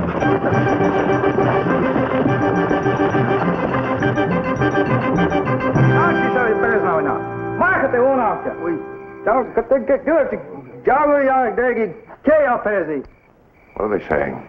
Oh, they're just jawing about us. Whether they kill us here in camp tonight or take us on back with them and let the rest of the tribe have a chance at us. Do you think it's a miracle, Sheriff? What was? When he laid his poor hands on me. And if you believe in Providence, I suppose everything is a miracle. And we better start believing in it.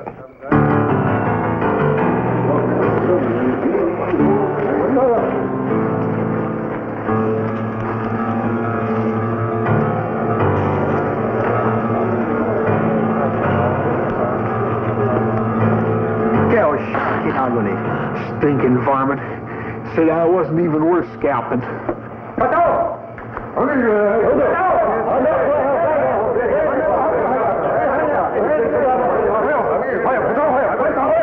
You know, you was wrong about that black room. What do you mean? Well, he's trying to talk him into turning us loose. That young buck yonder, he ain't about to do that. Go! He's challenged that young buck to a fight for her hides. Fight? With knives.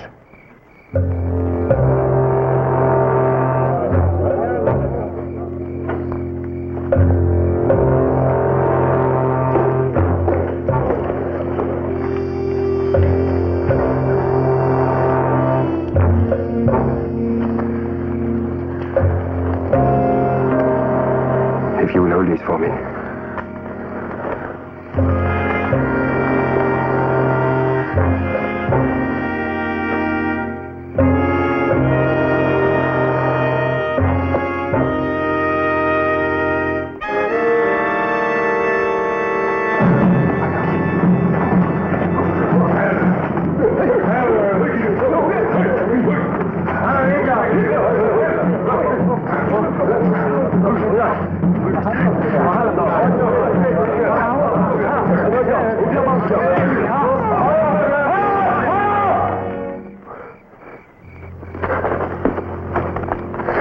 Go quickly. The great chief cannot hold his men. While they see you. You better come with us, father. No, I am a chief of this nation, and we fear nothing. Goodbye, my friends, and God be with you.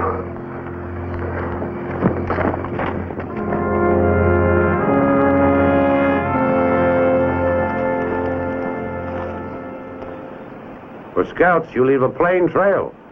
What's your report? We never saw the Mescalero village. There was one white man in there, but he wasn't spying. You couldn't be more wrong, Sheriff. Sir? You ran into that Jesuit. How do I know that? Half the hostiles in the North American continent must be in touch with him. Young Trot-along here just came up from Chihuahua. He's a courier. You can tell that by his shoulder patch. And while you were getting religion on government time, he and I were having quite a little powwow. I don't care what the boy says, the little black robe couldn't tell a lie if he tried. Then ask the good father this. What's this Indian doing with a shoulder pouch? And carrying a letter in a foreign language? It's probably from his mother. With that seal? That's why I waited on Star here. I thought maybe he could read it. Addressed to him in Spanish. The whole setup with the Indians was a cold deck. What fools he made of us. This ain't written in Spanish. This is Latin. Latin? Well, read it. Inasmuch as it has reached our ears that in the performance of your duties you have, as it were, suffered the pains of martyrdom without its eternal reward. Hey, this is style. Kind of like Cicero. Read it. We do herewith, ex cathedra Petra, from the chair of Peter, absolve you from all canonical impediments respecting mutilation, namely of the hands and fingers, and do restore you with many tears to your sacerdotal offices. This under pontifical seal from Rome, Leo the 13th, Pontifex. That means he can say his mass again.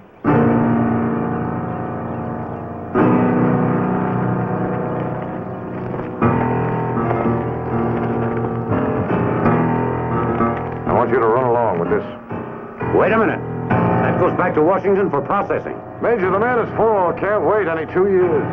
Sergeant, I make that a military order. Major, if you give me any trouble, sir, I'll run you in for maltreating a ward of the federal government. If you think I'm going to draw on you, Sheriff, you got your head on backwards. You better trot along with that before I remember that I'm a tin soldier. That little old Frenchie's gonna be flying around like a bird. Like a sawed-off archangel.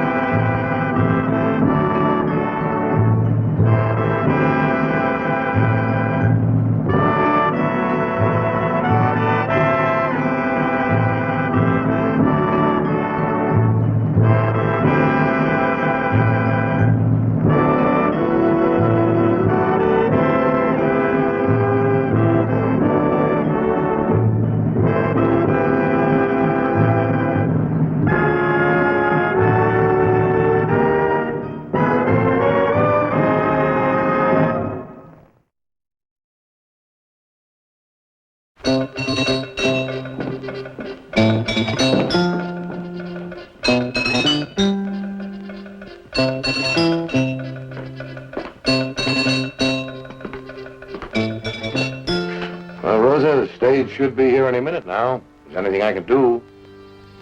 There is nothing. You won't tell me why? Why he's treating you like this?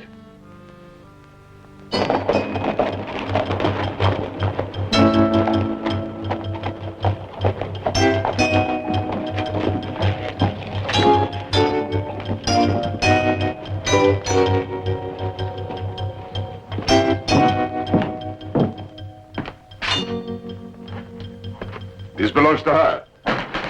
Don Diego. Sheriff, I do not want to talk about this woman. You won't talk, she won't talk, I don't know. Sheriff. 3 months ago, you wanted to marry Rosa. Now you want to run her out of town. I just don't understand. This is between that woman and myself. It does not concern you. Rosa, there are plenty of other families in the territory who'd be only too happy to have a housekeeper like you.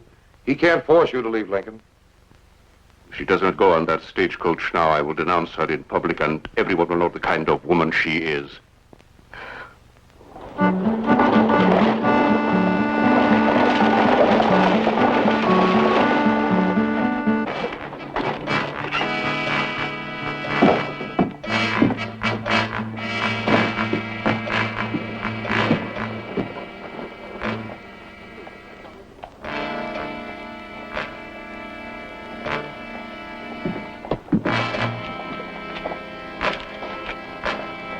I am not guilty of what you think in your mind.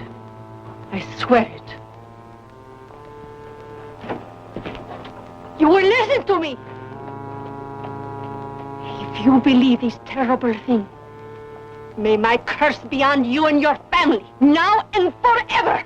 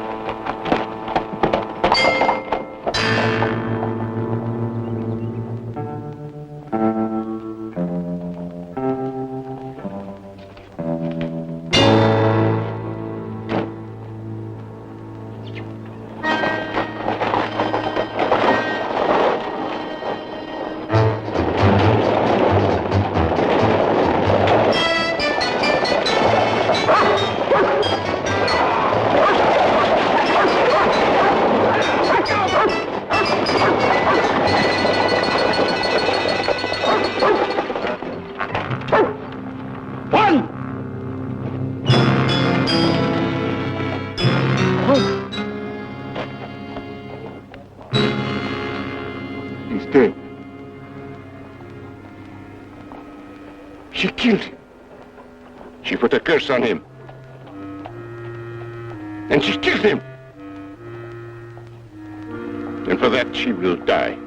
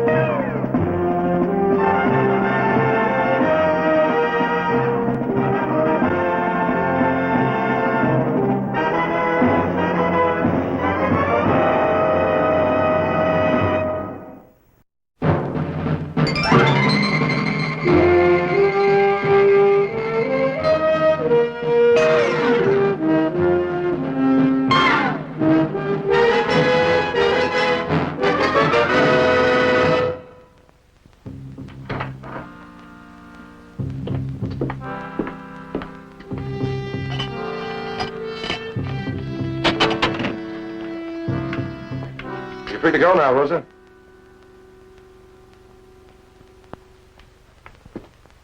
Rosa, I'm sorry I had to keep you here for a couple of days while I investigated Don Diego's charges against you. And it was just as much to protect you as it was to satisfy him. The boy's death was accidental. You had nothing at all to do with it. Rosa, you're a free woman now. I killed him. I killed Juan. Rosa. Yes, my curse killed him. Just as if I had shot him with a gun. Now, that's nonsense, and you know it. I will not leave. I will stay in this cell until you punish me. Now, Rosa. I know what I have done. I am guilty of murder, and I must be punished.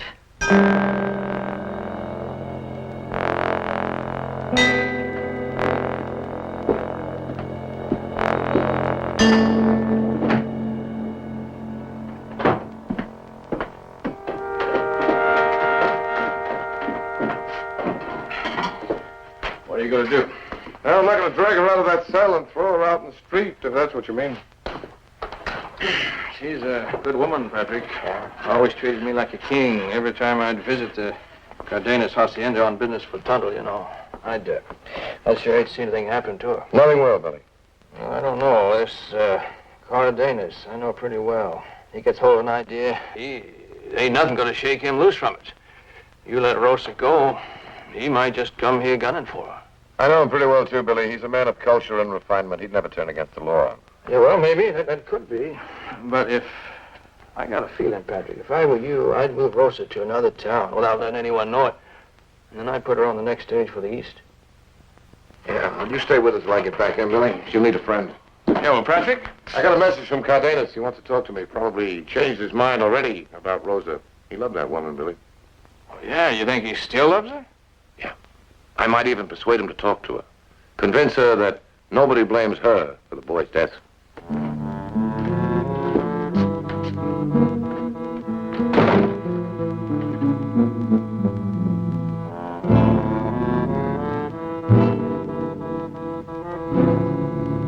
The vineyards of Navarre. Even if you do not relish wine, Sheriff, you will like this. We drink to justice. And now about the woman. When will she be brought to trial? Don Diego, you know the law.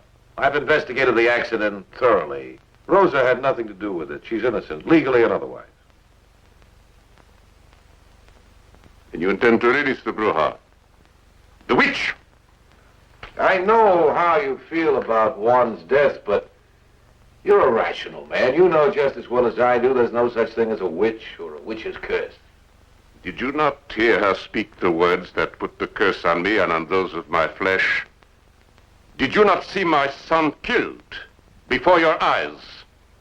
How can you not believe in the evil power of the Bruja? Don Diego, a dog spooked those horses. They panicked and caused the accident. It had nothing to do with an imaginary curse. How little you know of the dark world, Senor Garrett. The evil spirit of that woman entered the body of the dog. That is how she killed my son. Patron? Yes. It is Senor Ramon. He has returned. Send him to me.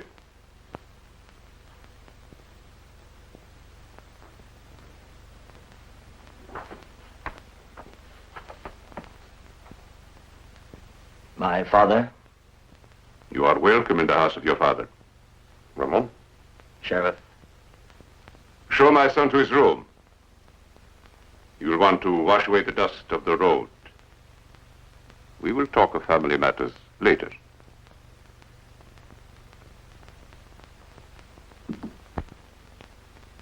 Three months ago, he left his house to become a wanderer, a common trailhand. But now he has heard of the curse of the Bruja and he has returned. I know my son. You will avenge his brother. Don Diego, nobody's going to avenge anything. All this talk about Brujas and curses is straight out of the Dark Ages. Rose is innocent. I'm the law here, and the law will protect her. Maybe you can understand that. You speak as if your law were the only law. My people walked this earth, these mountains, a century before your people even knew there was such a place. There is a long memory in our family of the trial in 1546 of our ancestor, Captain Garcia. The charge? That he burned a Pueblo medicine man at the stake. His defense, that the shaman had put a curse upon him. Our ancestor went to prison for his defense of the bloodline. So do not threaten me, Sheriff, with your laws or your prison. I am of the family of Garcia Lopez de Cardenas, and we will deal with this Bruja, this curse, in our own way.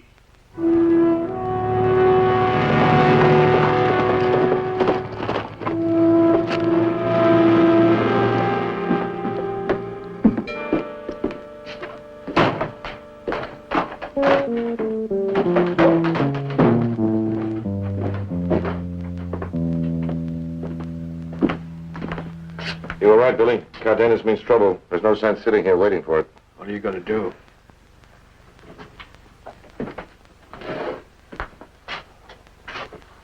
Rosa, if we ride most of the night, we can reach Roswell by morning. There's an eastbound stagecoach due out of there at noon tomorrow, and you're going to be on that stage. What do you care what happens to me? I'm a murderess. Now, look, Rosa, I don't care what kind of imaginary guilt you've got in your head. To me, you're innocent. And I intend to see that you go free whether you want to or not. Now, please, don't make me drag you out of this cell.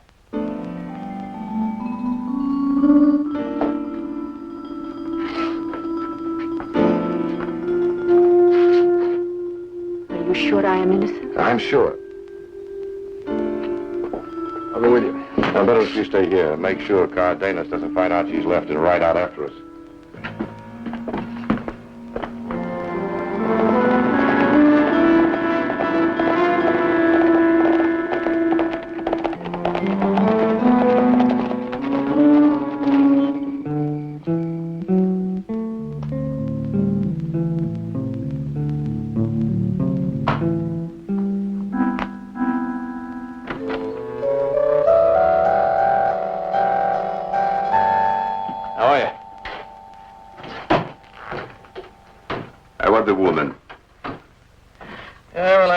luck with these cards here anyway?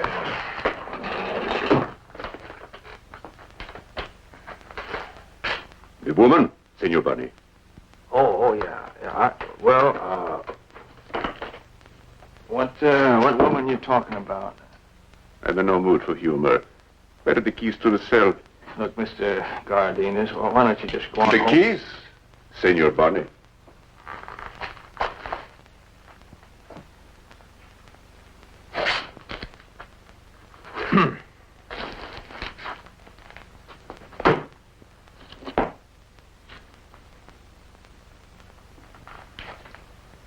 You're wasting your time. She ain't up there. Where is she? Your guess is as good as mine. I suggest that you tell us where! Oh, east, west, north, south. You take your choice, sir. There is a stage leaving Roswell for the east noon tomorrow. Would that be a good choice, Senor Bunny? Well, every man to his own wild goose, senor. Lock him in the cell upstairs.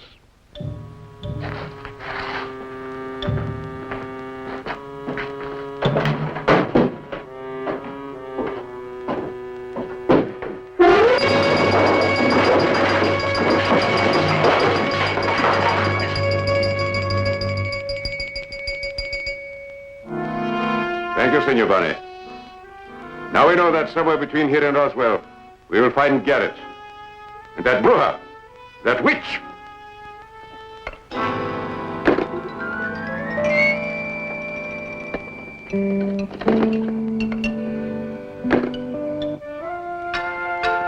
Need some rest. You've been riding most of the night. Why don't you stretch out here by the fire? We'll wait till dawn. 2 or 3 hours ride yet from here to Roswell. Look, why don't you rest? There can be no rest for a woman like me. Rosa.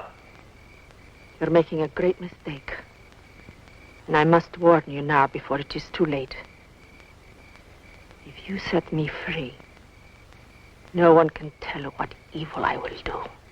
Look, Rosa, I don't know who or what put such a fool idea into your head, but I refuse to believe that you're anything but a grief-stricken woman who, for no reason at all, blames herself for the death of the Cardenas boy.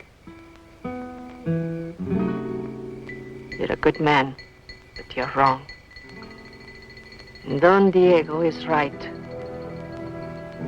I am a bruja. A witch.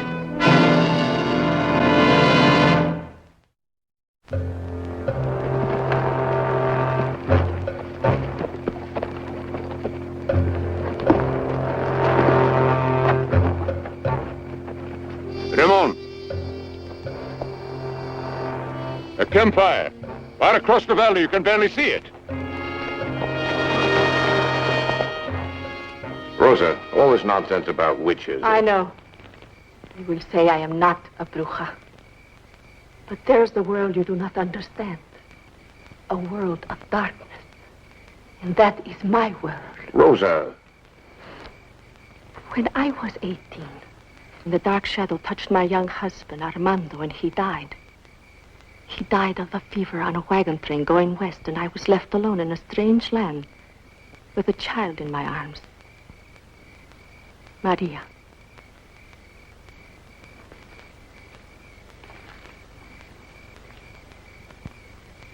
My Maria is a young girl now.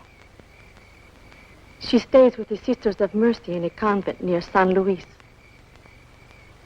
Perhaps Maria is the reason why I accepted Don Diego's proposal. It could help me protect my child. But I could not go through with the marriage. I had to tell him I loved someone else. A man who left me without even a goodbye. I did not know this would hurt Don Diego. He accused me of betraying him with other men, but that was not so. There had been no other, only this one silent love, and this I kept in my heart. But he would not believe me. That is why he had to hurt me. And in that moment of anger, I cast the shadow again on the boy, on Juan. And he died. He died because I have the power. Because I am a bruja. Rosa, listen to My me. great-great-grandmother was burned for witchcraft. Ever since then, every girl child born in the bloodline has been cursed with the gift of occult powers. Ever since I was a little one, my grandmother made me understand what it was to be a bruja. To cast mala sombra, the evil shadow, over the lives of all who would know me. I have fought against the shadow. It's hopeless. Savia has told me. Just as the blood became cursed when my great-great-grandmother was born, so the curses must be lifted by the flame. If I die the death of a witch, Maria might be saved. Rosa! Please! Stop it! Let me go! Rosa! Let me go! Please! Rosa, never do that again, never! Please! You are not a bruja! I must hit myself. You can't save your child. Rosa, let me prove to you that all of this is a bad dream. Put your spell on me. You see that you have no such black powers. Put your curse on me now, Rosa. Tell me I'll die before morning. I could never do that. But can't you see the way you are, dead or alive? You condemn the child to live in your dark, superstitious world. You can't love her very much. Do not say such a If you thing. did, you'd try anything to save her. I love her more than my life. Then put your curse on me, Rosa. Say the words now. You'll see the words mean nothing. You do not know. Do it for Maria now, Rosa. I warn you. Now, Rosa, say the words. May my curse be on you. You will die before the sun rises. Sheriff, the next bullet will find your heart if you do not surrender the prisoner to us. Throw your gun into the open. Quickly!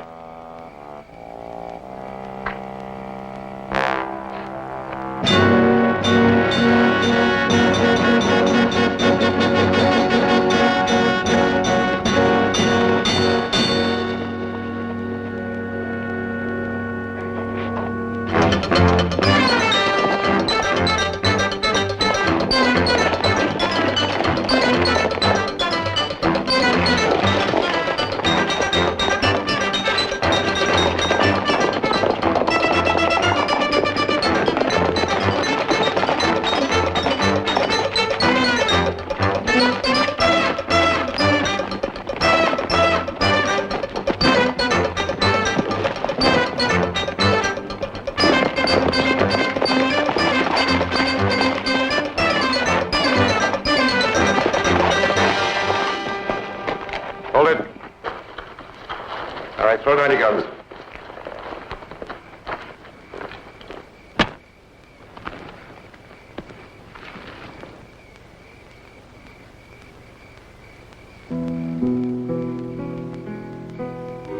Get down off those horses.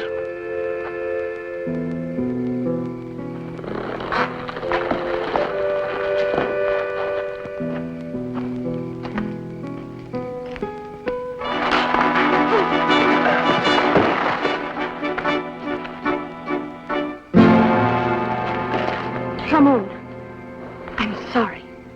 I would do anything to atone for the death of your brother, even if I did cast the shadow on him. When I heard about Juan's death, I tried to hate you. But now, seeing you like this again, I know you had nothing to do with my brother's death. Ramon. Father, now you will listen to me.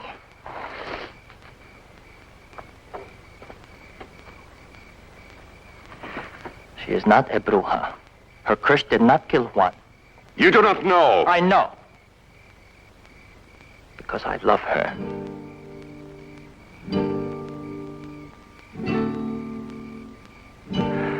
When I went away, without a word to you, my father, it was because I knew then that I loved her. I was afraid she was beginning to love me. I'd hurt you enough, my father. To take your woman would have been too much. I swore to stay away. Forever. She married you. But now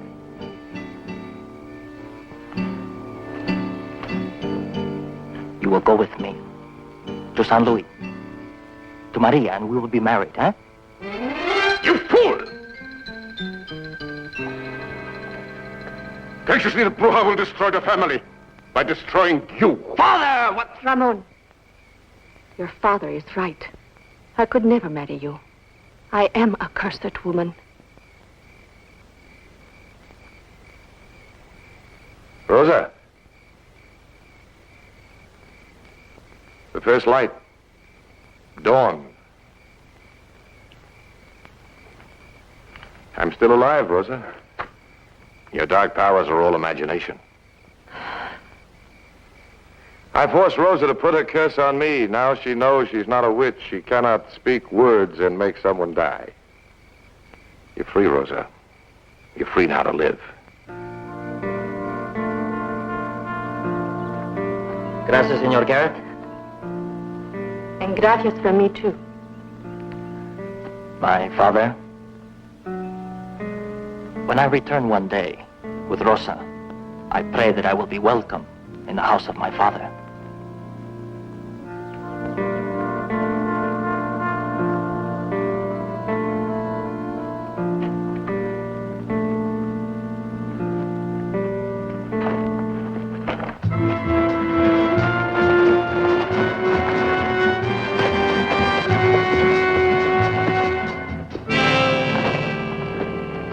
Don Diego, time heals many things. Maybe it'll change the way you feel.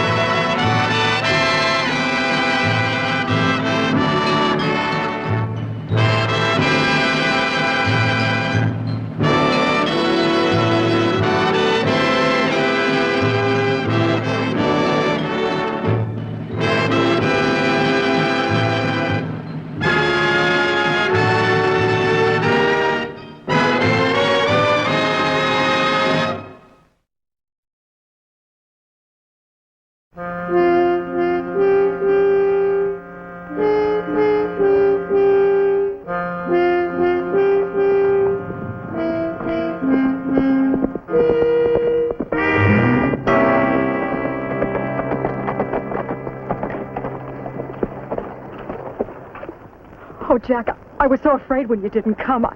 I didn't know what... All right. I'm here now. What do you want? Jack, I'm your wife. I can't go on living with Pa, sneaking off to see you. I've kept it secret as long as I can. Please, Jack, let's tell Pa. Maybe you should listen to the old fool. Been figuring I'd head up Wyoming way. I'm not coming back. What about me?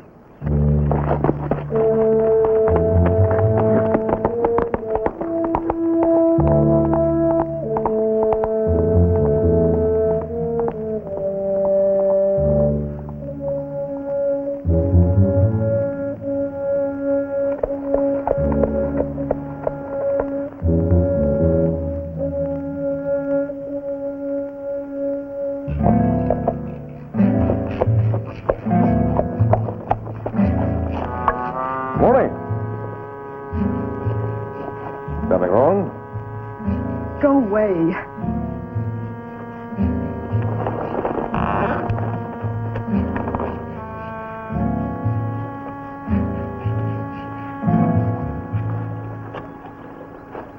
Ma'am, this isn't very safe country for a woman out alone. That's the only reason I...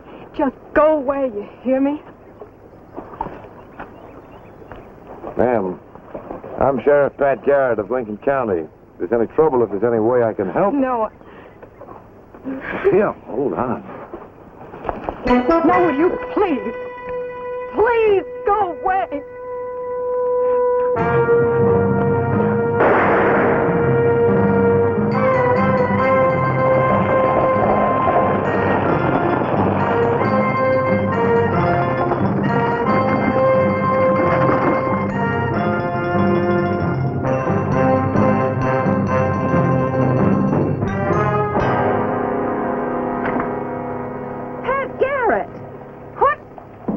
She's wounded. A bullet grazed her bed. I did what I could for her, but she needs a doctor. Oh, my husband died 3 months ago. You knew that, didn't you, Pat? Yes, I'm sorry, but I'd heard a new man had taken over his practice. Well, Dr. Parsons was due here yesterday, but... There isn't another doctor for 50 miles. Well, I'll see what I can do. I've helped my husband often enough. Here, give me a hand. We'll take her inside. Yeah, I'll take her. Right.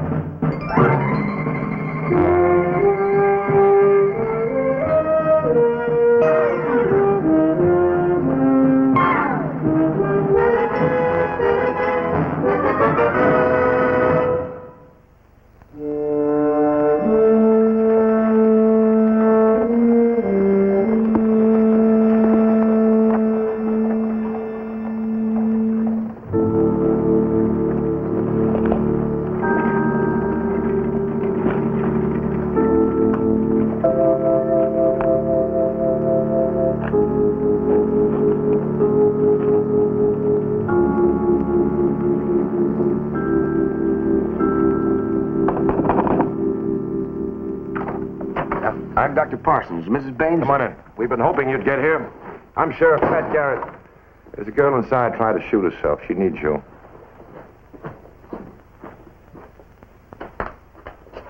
Oh, you're Dr. Parsons. How long has she been unconscious? About 4 hours. She moved at all? No. What's on this compress? An ointment my husband always used. It helps stop bleeding. What's in it? Well, I'm not sure. He prepared it himself, and there was still some You mean left. you don't even know what you put on the wound? Now, just a minute. My husband... I'm going to need some hot water to clean the wound and to wash my hands. Would you get it, please? Of course.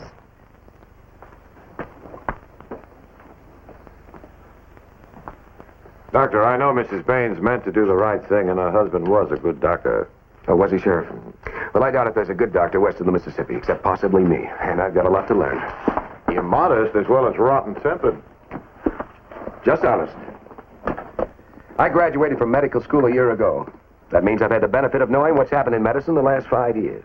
You know what's happened? Almost everything that doctors have been practicing for 1,000 years has been proved wrong. We don't bleed our patients half to death now to get rid of the bad blood. And we don't raise blisters on the skin to draw out all the body poisons.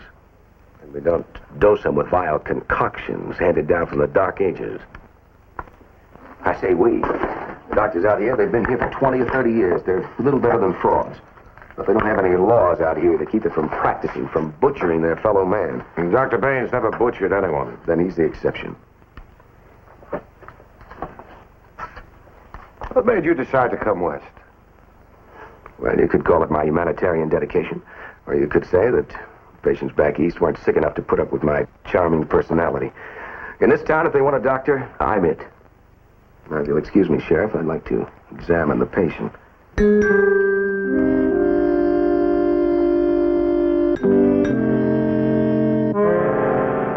Saw such a cocksure, pig-headed young man in my life. Coming in here like he was... Oh, if it weren't for that girl in there, Hey, he's probably just all tired out from the long ride into town. Well, he can find his own way around. I'll be packed and gone by tomorrow.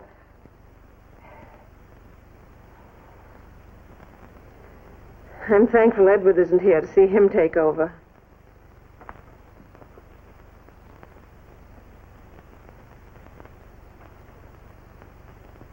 How is your doctor? Well, the wound's going to be all right, but I gave her a complete examination, and, what do you know about her, Miss Baines? Well, nothing except that I've seen her around town. She ever come see your husband? No, why? She's pregnant. What? 7 or 8 months. But she doesn't look as if she... I know, but she bound and strapped herself so that it wouldn't show. She could have killed the child. Well, it's alive. The heartbeat's sound, although I doubt it could have lived much longer under those conditions.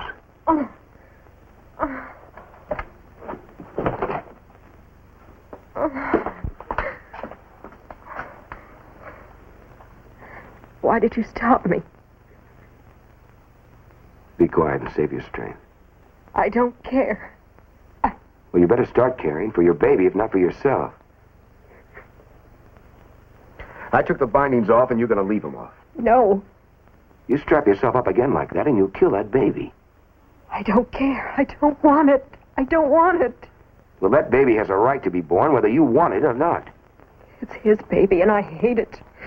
I hate everything about him. Go away. Please go away. Oh, let the girl alone. She doesn't know what she's saying. I'll stay here till she calms down. She's right, Doctor. You can't talk to her while she's like this. All right, I'll give her a sedative and talk to her later.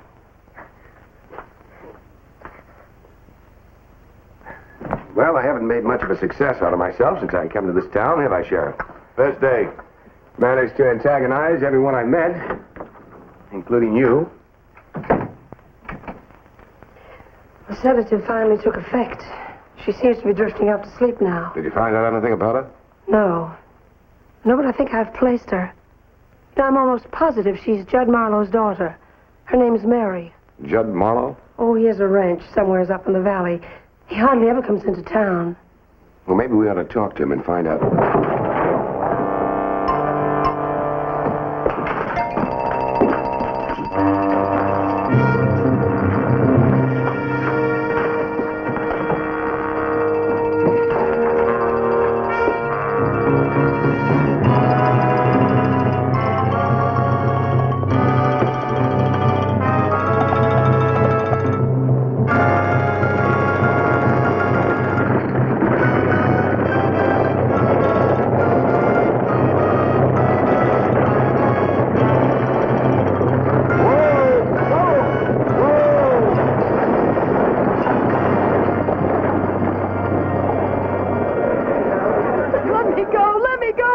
Get hold of yourself. Let me alone, you hear me? Let me go. You're going back to that house with me. Now, you get hold of yourself or I won't be able to help you. I don't want your help. I don't want anything. Now, just let me go. I don't want the baby. I don't want to live. What do you think you're doing? Stay out of this.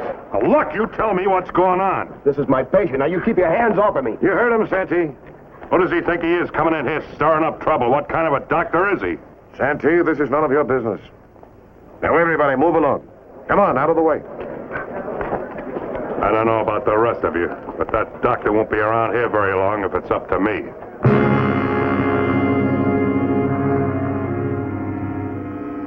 Well, I've given her a stronger sedative. She'll have trouble fighting that off. It'll be best to have someone watch her close. I'll stay with her tonight. Well, that'll help, Miss Baines. She needs someone close to her. Maybe her father can help. If we can only reach her I father. know the road. If I start right now, I can have him here early tomorrow.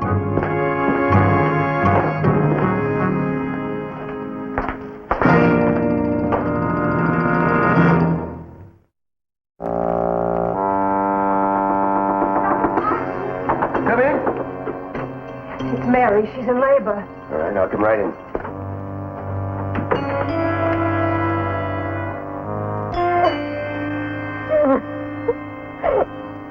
Oh, help me. Please help me. Dr. Parsons is here, Mary. Everything will be fine. Doctor, give me something. Let me die. I don't want any more pain. Please, I want to die. Chloroform. Now just breathe. Breathe deeply. Breathe hard. Then you believe in easing a woman's birth pains. course I do. As much as I can. Although it slows up the birth. I just hope this baby doesn't come too early.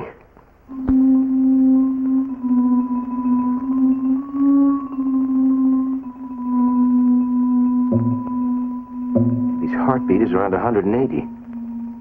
Normal's about 120, isn't it? I'm going to examine him, Miss Baines.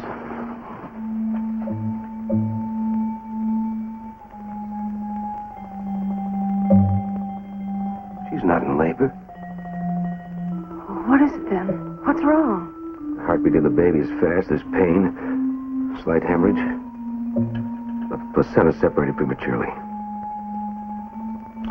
It's caused by binding herself up like that. Internal bleeding. There's nothing you can do, is there?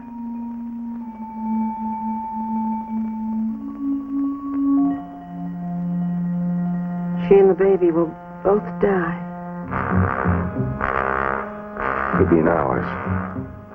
At the most, a day. If I was just back east at a hospital, even then. Miss Baines, I want to try something. I'm going to need a large room, the largest room in town. And some acid, carbolic acid, every gallon I can get my hands on. I got my instruments. I'll do all I can. Is there anybody else here in town that could help us? Well, there's only the barber, but all he does is pull teeth. Maybe he knows something about anesthesia. I'd have it done by tomorrow, by noon. Can't wait any longer than that. You're going to operate. Yes, I am, Miss Baines.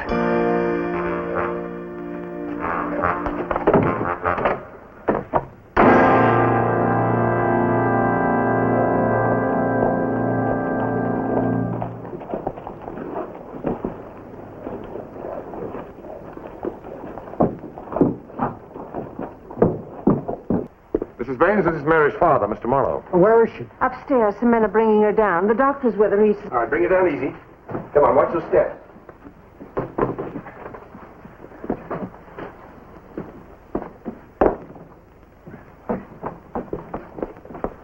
Oh, Mary. Oh, I didn't want you to... We looked everywhere for you. Why didn't you tell us? After I ran off, I couldn't. All right, men, let's go. Take her on over there. I'm sorry, mister, but this is urgent. Where are you taking her? Well, I'm glad you got here in time. You can give the legal permission for the operation. Come on, Miss Baines. Operation? She's having a baby, isn't she? What do you mean, operation? Well, I'm going to have to attempt a cesarean section on your daughter. What's that? What are you talking about? I'm going to have to take the baby. Now, by surgery, or it'll die. Surgery? You mean you're going to cut my gal open? That's right. I never heard of such a thing. I know what you're cutting on my daughter. Well, look, I don't care what you want. I know what has to be done. Look, women have been having babies around here for a long time. She'll have that baby like they do. I already told you she can't have it that way. If I don't operate, the baby will die. They'll both die. I got no way of knowing that's right or not. That's just your opinion. I heard of too many people dying under the knives of some fool doctor. I'm taking her home. I'll get some doctor in El Paso to look at. Look, I can't sacrifice that girl's life for this man's ignorance. Doc, I want to help you, but legally you need his permission. All right? You can charge me with murder if she dies. That's the law, isn't it? Come on, Miss Baines. Sheriff, you better stop him or I will. Mr. Marlowe, he says he has to do this. I believe him. I want you to sponge everything down with carbolic acid solution. Just let it soak in. I'll take care of the operating table and the patient myself. Why all the carbolic acid, Doc? Well, sometimes infections set in after an operation. We don't know why. But we do know that the use of carbolic acids help prevent those infections. Wait, take it easy on the chloroform. Just a little at a time.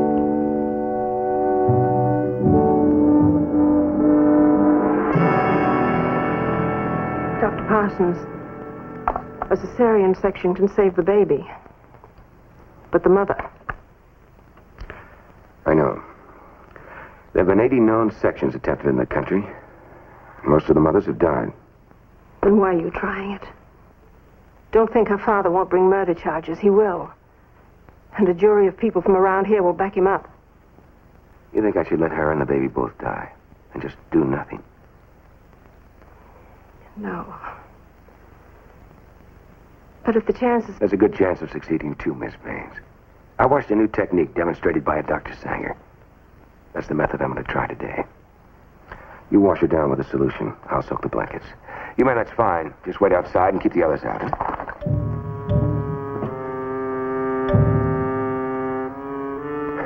Somehow I never thought I'd be operating in a saloon. We better get started, Miss Bain.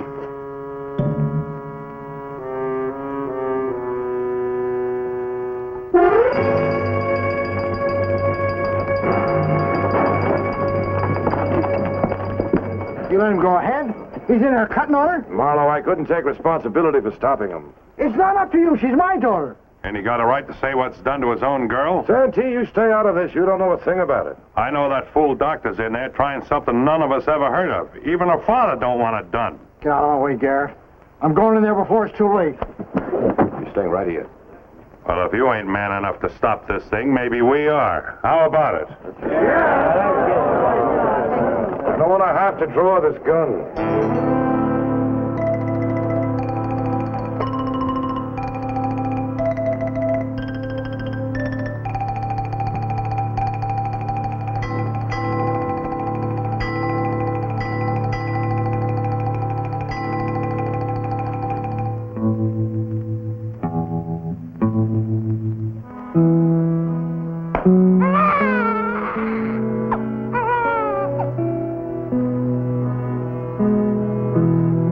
Well, you make sure the baby's all right, and then you come back. I'll need you, huh? Hey, that was a baby crying.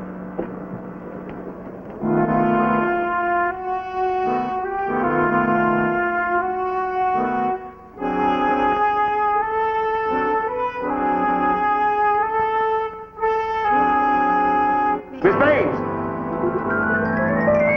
Miss Baines, she's hemorrhaging.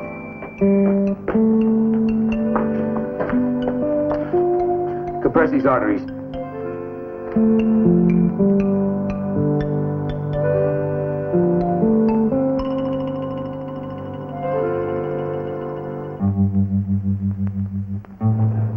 The baby's born. Why doesn't he come out of there?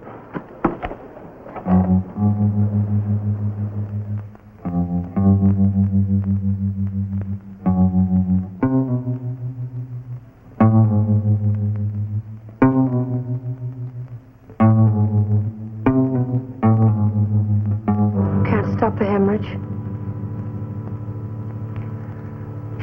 I've done everything I can. Everything I can think of. Ice. I could pack it with ice. I need some ice. Is there any ice here in town? Down in the basement in the cold room. All right, you two men go down and get it and crush it and bring it back to me. Hurry. What's the matter, isn't it? My girl's dying. Well, let me go. It's written all over your face. My girl's dying, isn't she? Marlowe, turn him loose. Leave him alone, Garrett. He's got a right. You killed her. You're a butcher. Now, look, she's not dead, but she will die if I don't get back in there. You'll not keep me away from her now? It's up to us to stop this butcher. Everybody! Let's What are you doing? Get out of here! You'll mess up this room with your filth. Go and get out of here. I'll arrest every one of you if that's what it takes. You'll have to shoot to do that, Garrett. We're staying unless you want to kill all of us. Keep him away from this table, Garrett. Any one of you takes another step into this room, I'll shoot. Get out of there. Put it down here. Come on, come on.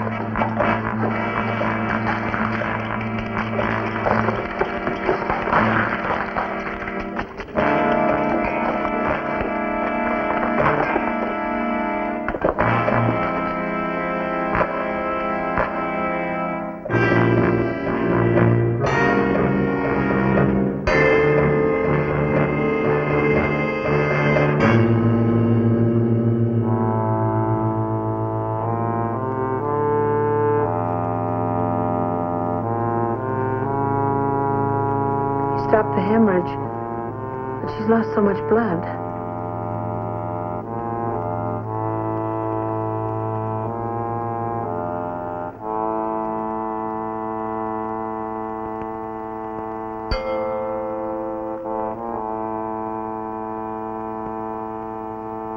Doctor.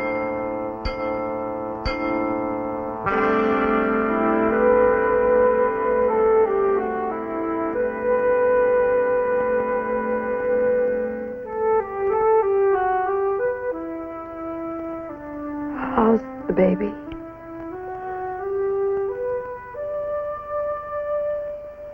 It's a girl, Mary. Your little girl.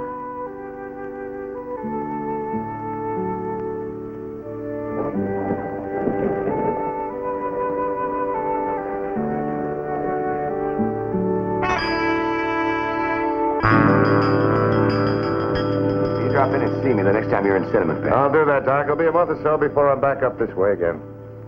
Well, they're doing just fine up there, all three of them. I'm just saying goodbye, Mrs. Baines. It's been good knowing you all these years, Pat. On your way, would you ask Seth to pick up my things this afternoon? I don't want to miss that stage east. Miss Baines, you have something important waiting for you back east? Yes. Yes, all my relatives are back in Philadelphia. They're important. I'll be staying with them. Well, that isn't what I meant exactly. What I mean is, you ought to stay here. Don't you think so, Pat? Oh, yes. You want me to stay on here with you? Well, that's what I said, isn't it? You think you need me? It's not that... Well, you do. You know a great deal about medicine, Doctor, but almost nothing about people. Just a minute. The head and the heart make a doctor. Now, if you think you have something to learn about people from the example of a doctor like my husband, I'll be glad to stay.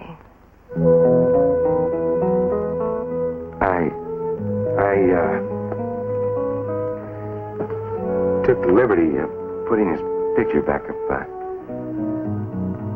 Well, somehow the room just didn't seem right without him. Pat, listen, thanks for everything. Good luck, Doc. Good luck to you too, Mrs. Baines.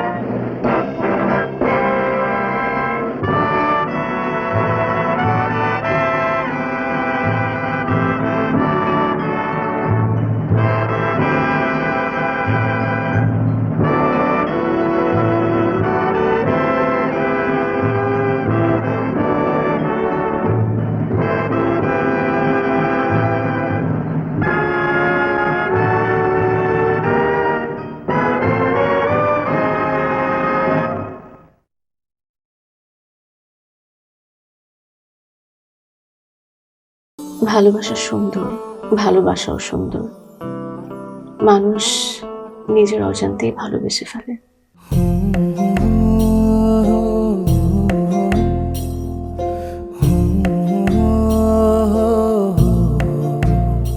আমারও মনে হয় কি জানেন, আপনার মতো জানাশোনা কাউকে না আমার বিয়ে করা উচিত। এটা কি উপলক্ষে? ম্যাডাম, ফুলটা গ্রহণ করুন, তারপরে বলতেছি। ভোটার আইডি কার্ডে যার স্বাক্ষরের জায়গায় টিপসই দেয়, এখানে কেউ ডাক্তার। এই দুইজনের মধ্যে যে আগে ম্যাডামের মন জয় করতে পারবে, ম্যাডাম তার। একদিন না দেখলে তোমায় বন্ধু আন্ধার লাগে সব, তোমার এই প্রেমে এমনই টান। রোগীদের তো ডক্টরের কাছে আসলে ব্যথা কমে যায়, আপনি তো উল্টো হলো কেন? আপনি কি একটু উল্টা? তোমায় ছাড়িয়া যাব মরিয়া, তোমায় ছাড়িয়া যাব মরিয়া, যেও না বন্ধু আমার, ভুলিয়া ভুলিয়া। আমার মনে হয় আমার সমস্যা কপালে। ম্যাডাম আমার কপালে নেই, আমার কপালে আছে দাগ।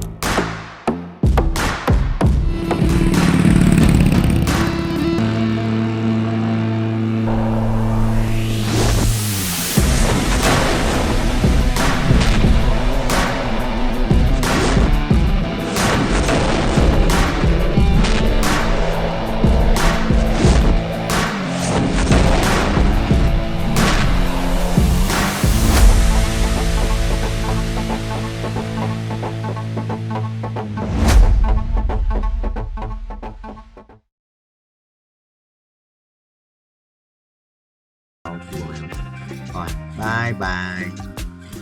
Nhà đi đâu ba. Rồi, phải đùa của ba kiếm tiền 36 thì kiếm 80 tỷ. 88 80 tỷ rẻ. Quay 10 lần của chiến sĩ sinh hoạt kia. Của đại sư cũng căng ấy chứ. Của 37 lần rồi đấy. Ui, thua. Tận lại.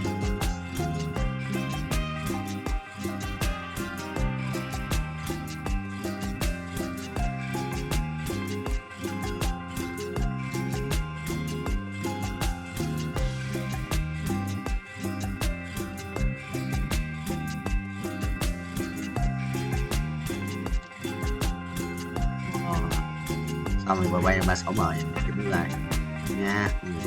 Đó không perfect sự buồn đấy.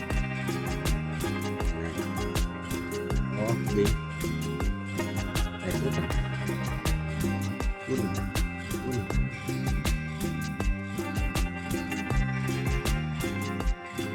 Chít này ui không đấu à.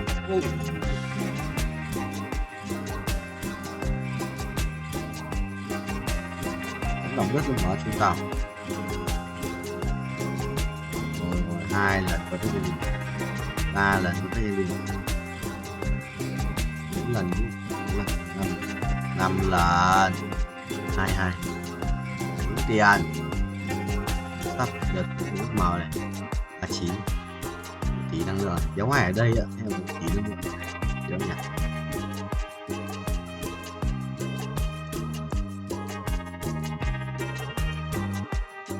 Cái gì vậy? Chỉ cần nói nha. Tỷ năng lượng mà nó nên nhớ lượng vãi. Cái kiếm uy lực.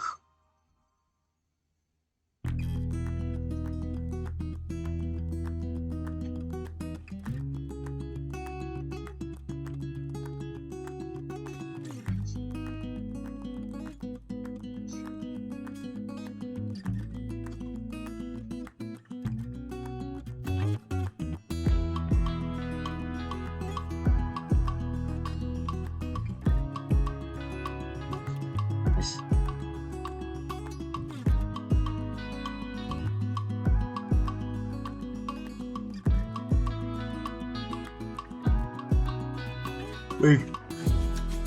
Bây giờ. Hút. Hút. Rồi.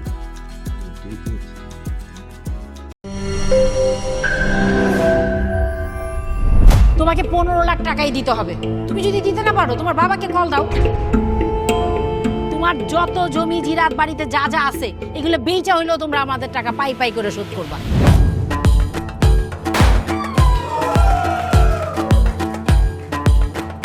একটা ব্যাপার কি খেয়াল করছো?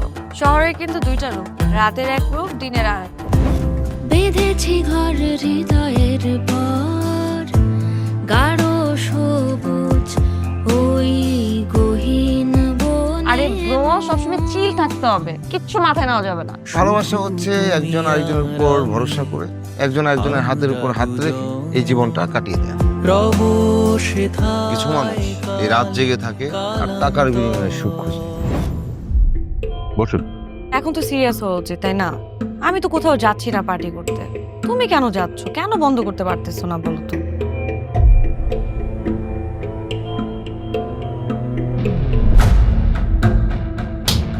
কার যে কোথায় সুখ সেটা তার প্রিয় মানুষটাও কখনো জানতে পারে না। পাশাপাশি তবু যাচ্ছি বিপরীতে,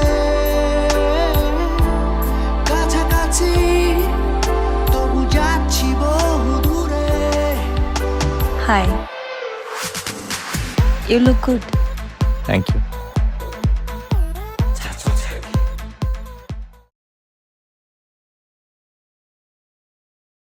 Nhưng mà có rắc biết. Đùa. Anh đang chưa tôi học thêm mũ quay, đang nhặt mũ để đi quay cái.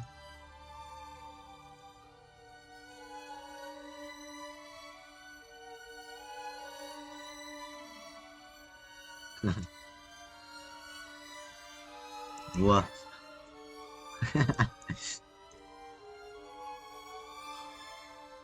Là sao?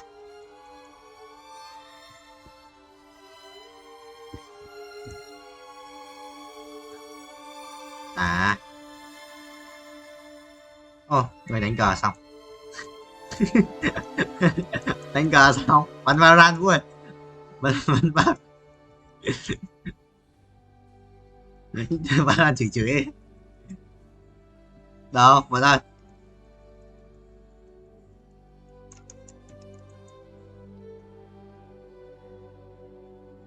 Đó, ra đánh cờ lên mình rồi. Ý là đánh cờ lên mình kiểu ví dụ set bài xong rồi quay lại game ấy, xong rồi chơi game kiểu có cái gì phải chỉnh ở game này thì chỉnh ấy. Chứ không phải bị bỏ chơi suốt đây. Bỏ ra chơi suốt đây.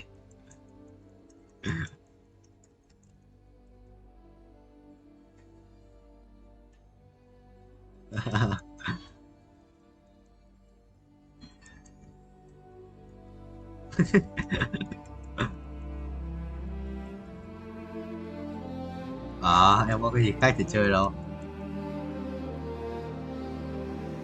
Ai à, ngon. Không làm cái gì. Nhanh ngắm. Tao có đánh cùng nhau đâu. Tao đánh cùng nhau không?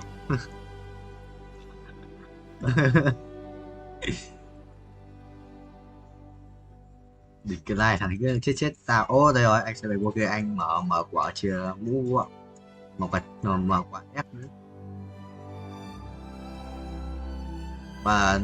Và thích thì mời mà. Anh sẽ auto hack. Chia.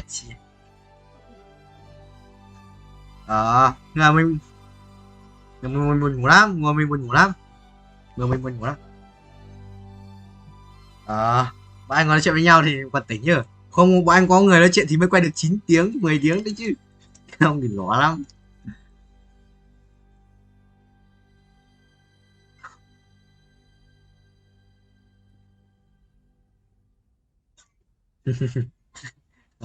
Táo lưng. Vui anh ra mà xịn sao ấy. Chơi lắc lâu lắm. Không phí đâu lửa. Lắc. Ê, sao con này lắc lâu ấy? Trốn tao. Lắc lâu vậy? Ui lắc lâu lắm vua. Ui, anh ra mi thích vua. Sao lắc lâu đấy? Lắc mãi không xong. Nó lắc tỷ phát không xong. Gì anh tưởng cái gì ra giản mi thích. Rồi xin. Đi mua là nói.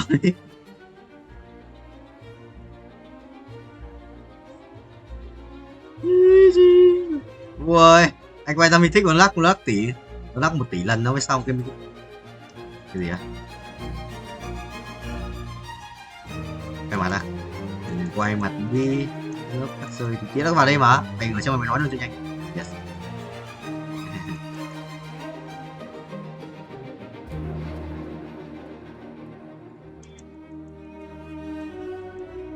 Anh chửi không? Ôi có chửi không?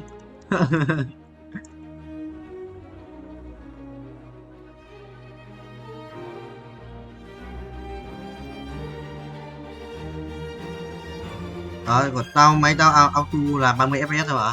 Có được hơn đâu. Và không chỉnh lên hơn đấy. Để thấy từ gốc rồi. Hình như chỉnh lên là mất tiền là thêm money rồi. Anh chưa về cô cũ à? Anh bảo ra mình thích người cũ ơi, anh ác quỷ à?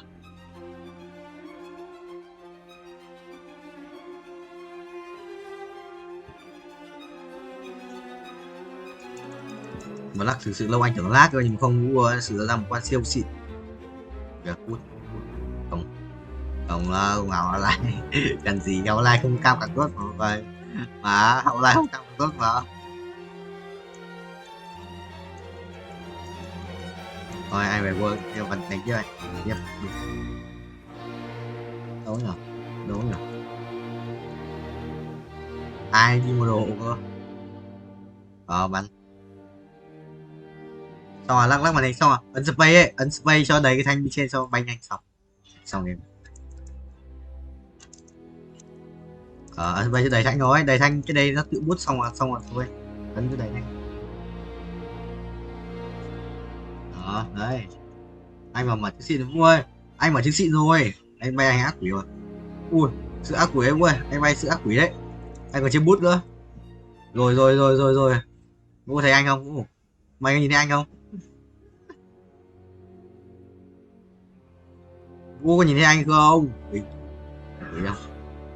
Ở tủ góc trái Vũ. Không ai biết gì đâu, chứ có ai biết gì đâu. Thực sự không ai biết gì đâu Tuấn. Không có giữa màn hình nhá, đời không có, không thể nào phân biệt được đâu. Yes sir, không hiện giữa màn hình, không ai biết gì đâu.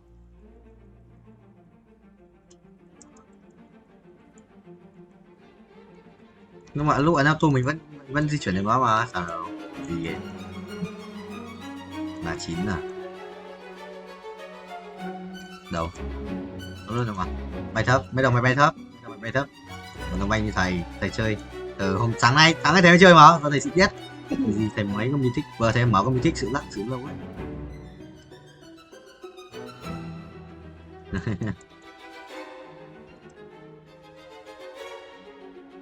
Ôi à. Thương binh, chi linh. Thôi giờ anh sẽ kiếm 750 tỏi đây Vũ. Wow thà. Ui, bao nhiêu năm vậy? Để xem bao nhiêu năm. 20 tỏi. 20 tỏi.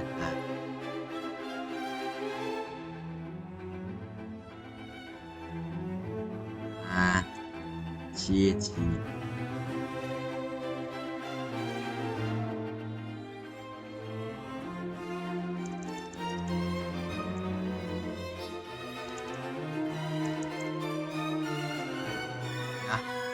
Phải nói khác à?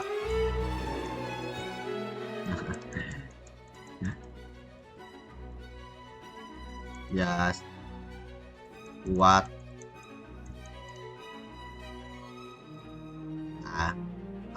Sao không? Ok, đấy tao bảo Vũ lần trước tao cũng hỏi mày lâu, mày cũng bảo tao là mày bảo là cái yêu rồi thì xóa đi. Nhặt tí năng lượng á, nhặt một tí, nhưng mà tí năng lượng á, xong rồi bay được. Anh nói chưa mà? Nó đi ăn rồi, đi ăn. Nó đi ăn mà, nó ngủ cả sáng rồi, qua xem nó bóng. Ủa, vẫn chơi mà, vẫn chơi, nó chơi bình thường mà là không thân thôi.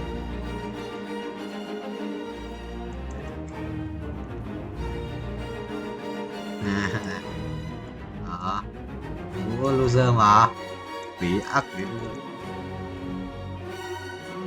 Dạ. Đó, xóa rồi, không luôn. Ơi rồi.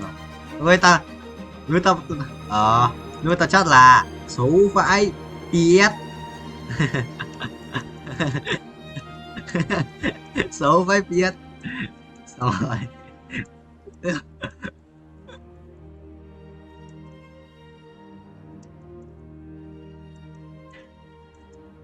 Đây là 6. 2k3 già rồi, giờ ta chỉ kiếm được 2k6 bên lộn. Ôi, thấy ra cái tên lửa vui lại quay lại với tên lửa. Cuộc sống của tôi lại quay trở lại với tên. Anh bay 30 tỷ Vũ. Anh ác quỷ nhìn thấy anh không? Quỷ mà, sự quỷ ấy. 22 lắm. Chả sao đâu, nó không bị hiện này. Điều chỉnh chút khung hình đấy đỉnh. Hôm qua đọc từ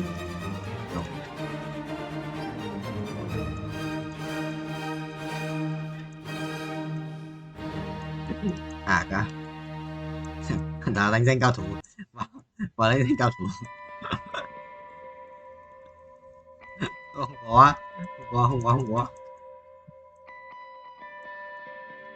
Đây thường nào được mà, kể cả lập nick lấy nick mới chơi được mà.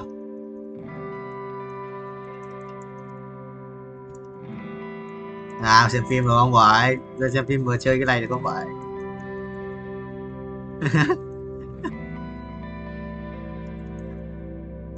Mình không biết, mình có phải là cái ông mình đâu mình biết này là có.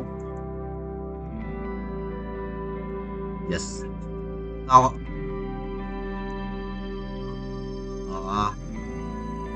Yes, nhiều cái mới. Yes. Thực sự là lên Hà Nội phát là có nhiều cái đấy, có nhiều cái đấy.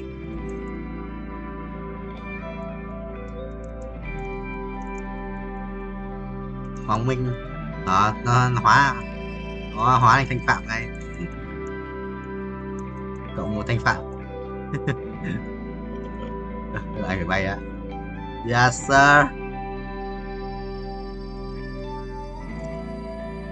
Được không?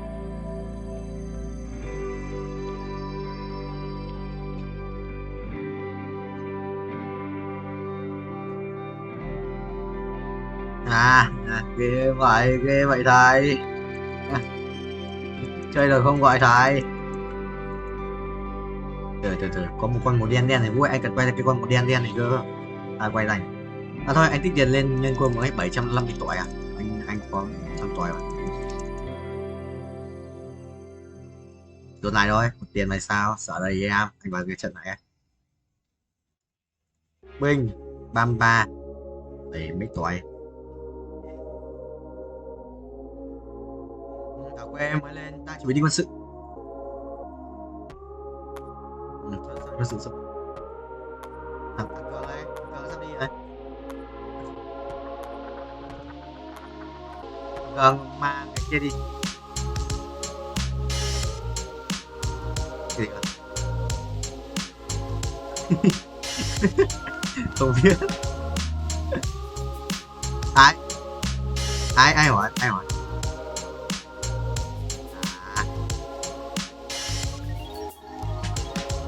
Wow.